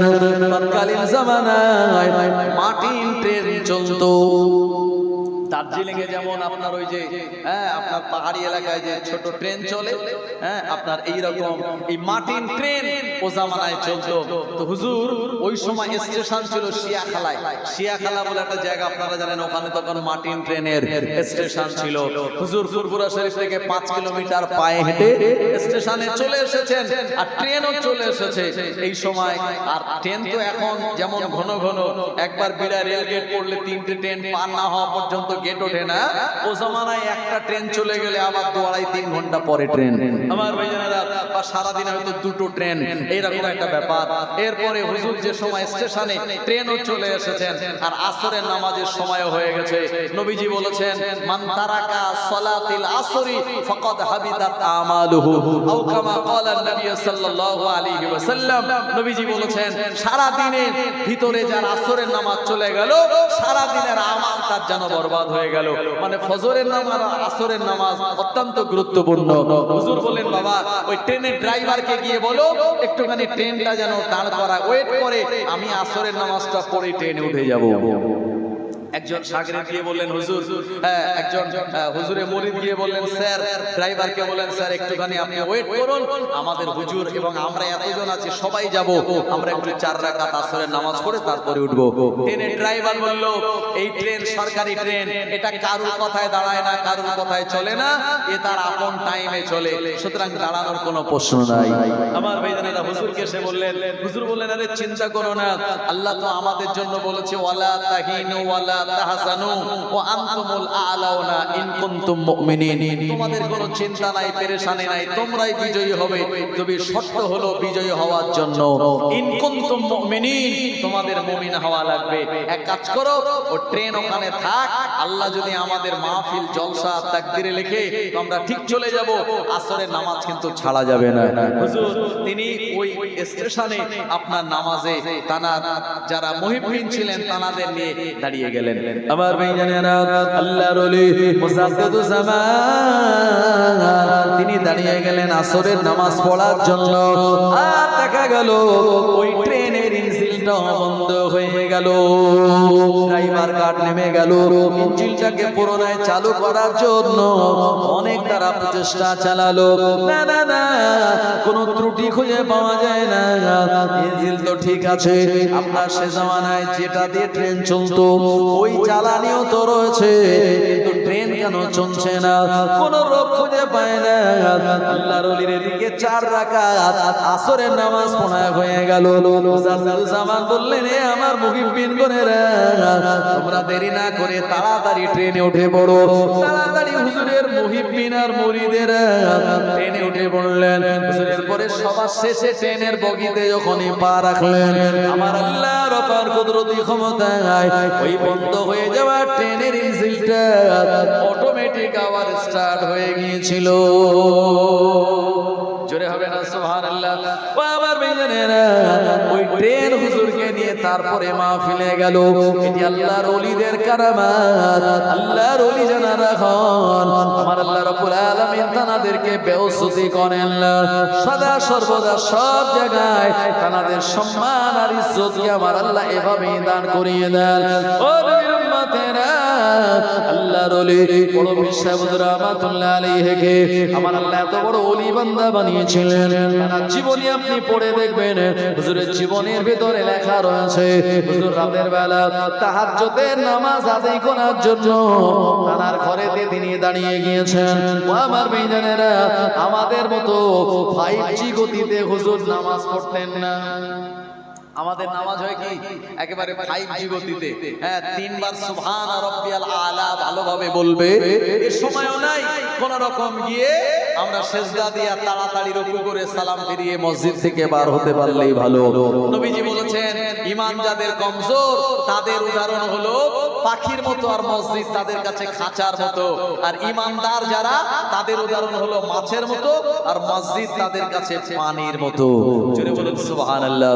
মাছ যেমন পানি ছাড়া বাঁচতে পারে না, আল্লাহর ঈমানদার মুমিনরা এনারাও মসজিদ ছাড়া থাকতে পারে না। আর যাদের ঈমান কমজোর এরা হলো খাঁচায় ধরা পাখির মতো, মসজিদ তাদের কাছে খাঁচার মতো। কোন পাখিকে খাঁচার ভিতরে রাখলে যেমন ছটফট করে কখন বেরিয়ে চলে যাব, এরকম ঈমান যাদের কম এরাও মসজিদে বেশিক্ষণ থাকতে পারে না। তাই নামাজ আমাদের আদায় করা লাগবে। দিন যায় রাত আসে কমিতেছে হায়াত। চিন্তা করে দেখো সবে সামনে মওত, হাসি খুশি রং তামাশা ছাড়িয়ে এখন করো সবে আল্লাহ আল্লাহ থাকিতে জীবন। বড় বৈশা হুজুর জীবনে তিনি তানার ফরজ নামাজ তো কাজা হয়নি, তাহাজ্জুদ আওয়াবিন ইশরাক চাষ তো তানার বন্ধ যায়নি। আমরা তো তাহাজ্জুদ ইশরাক আওয়াবিন চাষ কখন পড়তে হয় সেটাও জানি না, আর 5 ওয়াক্ত আমরা অনেকেও আছি পড়ি না। আমার ভাইজানেরা, তাই যারা প্রকৃতপক্ষে আল্লাহর ওলির ভক্ত তারা 5 ওয়াক্ত নামাজ ছাড়বেন না। হ্যাঁ, আজকে দেখছেন যে গোটা চারিদিকে শুধু মুখে বললে হবে না, নবীকে ভালোবাসতে গেলে প্রকৃতপক্ষে ইমাম বুখারী যে ভালোবেসেছিলেন, বড় পীর সাহেব খাজা গরিবে নওয়াজ বাহাউদ্দিন নকশবন্দি মুজাদ্দিদ আল ফিসানি দাদা হুজুর 5 হুজুর বশিরাত আল্লামা যে ভালোবাসা দিয়েছিলেন, নবীর ভালোবাসা মানে নবীর সুন্নাত দাড়ি মুখে রেখে দেওয়া, নবীকে ভালোবাসা মানে মাথায় টুপি পরা, নবীকে ভালোবাসা মানে প্যান্ট শার্ট বাদ দিয়ে সুন্নতি লেবাস পরা, নবীকে ভালোবাসা মানে খাবার আগে বিসমিল্লাহ বলা, অল্প করে খাওয়া, নবীকে ভালোবাসা মানে মসজিদে যাওয়া ডান পা আগে দেওয়া, নবীকে ভালোবাসা মানে মুসলমানকে সালাম দেওয়া দেখা হলে, নবীকে ভালোবাসা মানে আব্বা মায়ের খেদমত করা, নবীকে ভালোবাসা মানে স্ত্রীর হাতের কাজ কাম করিয়ে দেওয়া, নবীকে ভালোবাসা মানে নবীর সুন্নাত পালন করা, এটাই প্রকৃত ভালোবাসা। তো যে কথা আমি আপনাদেরকে বলতেছিলাম, এই দুনিয়ার জমিনে বড় বিশ্বাস হুজুরের কোনো নামাজ কাজা ছিল না। তাই আমি আমার ভাষায় বলি 4, 5, 6 নামাজ না পড়লে আছে অনেক রিস্ক। 7, 8, 9 নামাজ না পড়লে দিতে হবে ফাইন। 1, 0, 10 নামাজই আমাদের হলো মেন। তাই কবি আফসোস করে বলেছেন, ঘুমিয়ে ঘুমিয়ে করেছি কাজা ফজর আমি, তখনও জাগিনি যখনই জোহর, হেলায় দুলায় কেটেছে আসর, মাগরিবের ওই শুনি আজান, এখনো জামাতে হওরে শামিল, এর সাথে তোমার আছে স্থান, বাজিছে দামামা বাঁধরে আমামা, শির উঁচু করি মুসলমান, নয়া যা মুসল্লিরা আরো বেশি খুশি হয়ে যাবে। কথা ঠিক কি না আমার ভাইজানেরা, জনেরা, যুবকেরা?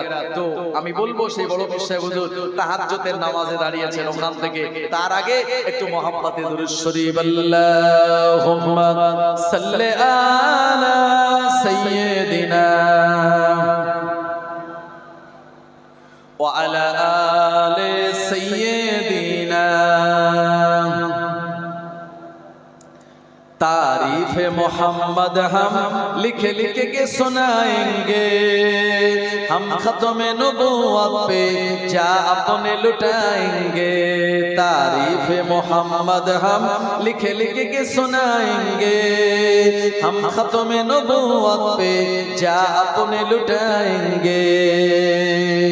झुकना भी नहीं आता, बिकना भी नहीं आता, हम जान लुटाएंगे डरना भी नहीं आता आका की मोहब्बत में हम सर को लुटाएंगे हम खत्म नबूवत पे जा अपने लुटाएंगे तारीफ मोहम्मद हम लिख लिख के सुनाएंगे हम खत्म नबूवत पे जा अपने लुटाएंगे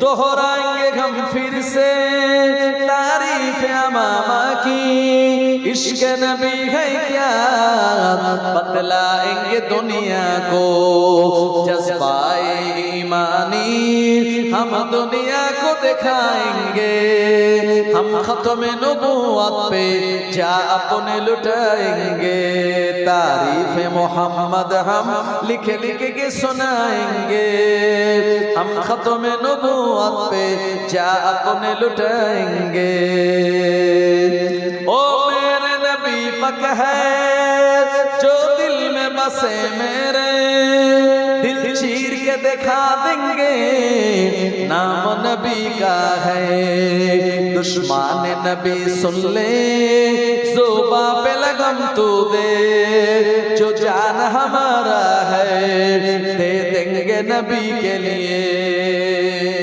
जुरे हवे ना सुभान अल्लाह जुरे हवे ना सुभान अल्लाह नारे तकबीर नारे तकबीर ফাতিহা ইয়াজতাহাম উপলক্ষে মহান ঈসালে সওয়াব 11 রবিউল সানি উপলক্ষে ঈসালে সওয়াব সিলসিলায়ে হক মুজাদ্দিদুজ জামানের হক সিলসিলা নারে তাকবীর ओ मेरे नबी पक है जो दिल में बसे मेरे दिल चीर के दिखा देंगे नाम नबी का है दुश्मन नबी सुन ले ज़ुबां पे लगम तो दे जो जान हमारा है दे देंगे नबी के लिए तारीफ मोहम्मद हम लिख लिख के सुनाएंगे हम खत्म नबूवत पे जा अपने लुटाएंगे अल्लाहुम्मा सल्ले अला सय्यदिना मौलाना मुहम्मद व अला आले सय्यदिना ओ नबीर उम्मतेरा আল্লাহর ওলি বড় বিশ্বাস হুজুর তিনি তানার হুজরা মোবারকের ভিতরে তাহাজ্জুদের নামাজে দাঁড়িয়ে গেলেন হঠাৎ করে একজন বদমাইশ চোর হুজুরের বাড়ির মাল চুরি করার জন্য হুজুরের ঘরের ভিতরে প্রবেশ করেছে ও আমার ভাইজানেরা আল্লাহর ওলি তিনি যখন তাহাজ্জুদের নামাজে চোর খুব ভালো করে জানে হুজুরের নামাজ মানে হুজুর তিনি আমায় দেখে নামাজ ছেড়ে দেবেন না জোরে হবে না সুবহানাল্লাহ আমরা যদি চোর যদি আমাদের ঘরে ঢোকে আর আমরা যদি নামাজ পড়ি নামাজ কি ছেড়ে দেবে না ওই অবস্থায় নামাজ চালাবে নামাজ ছেড়ে দিলে লাঠি খুলবে এই চোর চোর বলে কি করবে হ্যাঁ আওয়াজ দেবে মসজিদে নামাজ পড়ছে হঠাৎ করে কারেন্ট চলে গেছে নামাজ পড়তে পড়তে বলছে যা কারেন্ট চলে গেল নামাজ তখন চলছে বুঝলেন না এই অবস্থা তো যাই হোক বড় বিশ্বাস হুজুর তানার ঘরে যে লোক ঢুকেছে চোর সে জানে হুজুর নামাজে দাঁড়িয়েছে আল্লাহর মহব্বতে আর আল্লাহর মহব্বত যখন তানার ভিতরে আমি চোর হুজুরের সালাম ফেরানোর আগে যদি মালপত্র নিয়ে বেরোতে পারি তাহলে আমার কেল্লা ফতে হুজুর নামাজ ছেড়ে দিয়ে আমায় ধরবে না চোরের এটা নিশ্চিত বিশ্বাস চিন্তা করুন তানার নামাজ কি ছিল আর আমাদের নামাজের অবস্থা কি আমার ভাইজানেরা চোর মাল সামানগুলি নিয়েছে হুজুরের ঘর থেকে বেরিয়ে চলে যাবে হুজুর সিজদা হালাতে আমার ভাইজানেরা যারা প্রকৃত নামাজি তাদের জানের হেফাজতের দায়িত্ব আমার আল্লাহর উপরে তাদের মালের হেফাজতের দায়িত্ব আমার আল্লাহ তিনি নিজে নিয়ে নেন জোরে বলুন সুবহানাল্লাহ আমার ভাইজানেরা চোর মাল সামান নিয়ে বেরিয়ে যাবে, দরওয়াজার কাছে গিয়ে দেখলো এখানে তো দরওয়াজা নাই। চোর দরওয়াজা রাতের বেলা খুঁজে পায় না, মাল সামান গুলো রেখে দিয়ে চোর যখন দরওয়াজা খুঁজছে, দরওয়াজা দেখতে পেল ওইদিকে। চোর আবার ওই মালগুলি তুলে নিয়ে যখন দরওয়াজার কাছে যাচ্ছে, সামনে যাওয়ার পর আবার দরওয়াজা তার কাছ থেকে উদয় হয়ে গেল। দরওয়াজা খুঁজে পায় না, কোন দিক দিয়ে পালাবে। আমার বেজনেরা আবার মাল সামান যখন এদিকে রাখে, সামনে দরওয়াজা দেখতে পায়। এই রকম ভাবে চোরের হতে লাগলো। আমার বেজনেরা হুজুরের 2 রাকাত তাহাজ্জুদের নামাজ যতক্ষণ পড়া না হলো, চোর হুজুরের ঘর থেকে বার হতে পারলো না। আর চোর হুজুরের ঘরের মাল সামান না নিয়ে সে বার হবে না, এটাই তার টার্গেট। হুজুরের নামাজ হয়ে গেছে, সালাম ফিরি বলছে বাবা কে? তো চোর তখন খুব ভয় পেয়ে ভীত জানু হয়ে বলছে, নত জানু হয়ে, হুজুর আমি।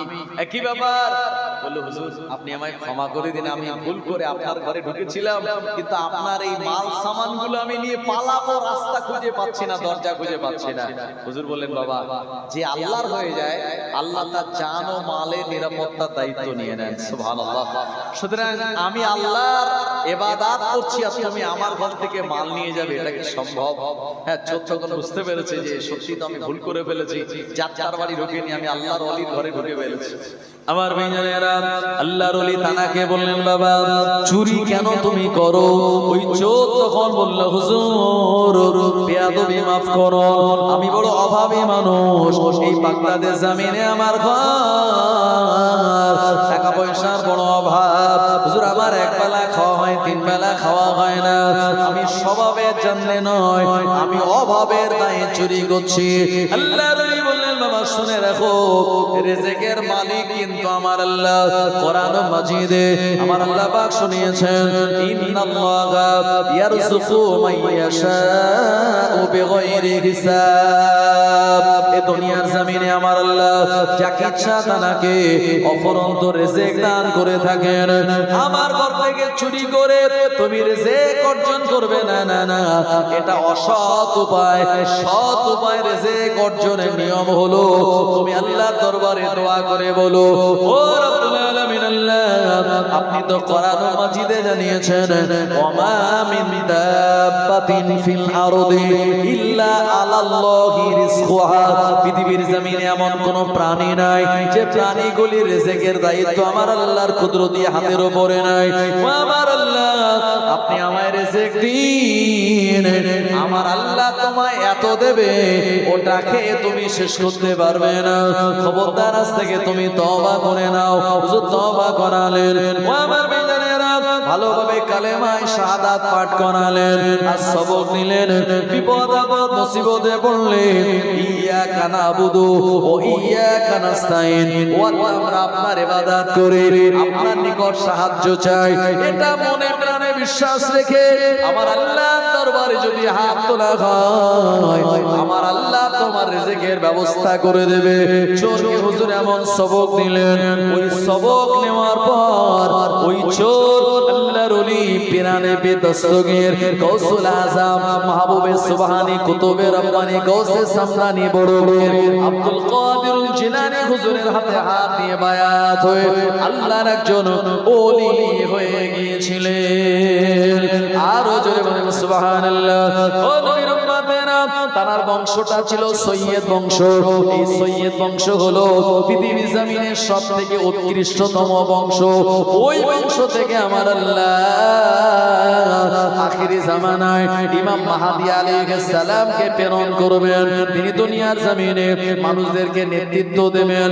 ও আমার ভাইজানেরা, এজন্য যারা সৈয়দ বংশের মানুষ, তারা নবী বংশের আওলাদ, তাদের ইজ্জত করা, তাজিম করা, এটা আমাদের ঈমান। তাদেরকে মহব্বত করা মানে রাসূলের বংশকে মহব্বত করা, আল্লাহর ওলিদের তাজিম করা মানে আল্লাহর বন্ধুদেরকে সম্মান করা।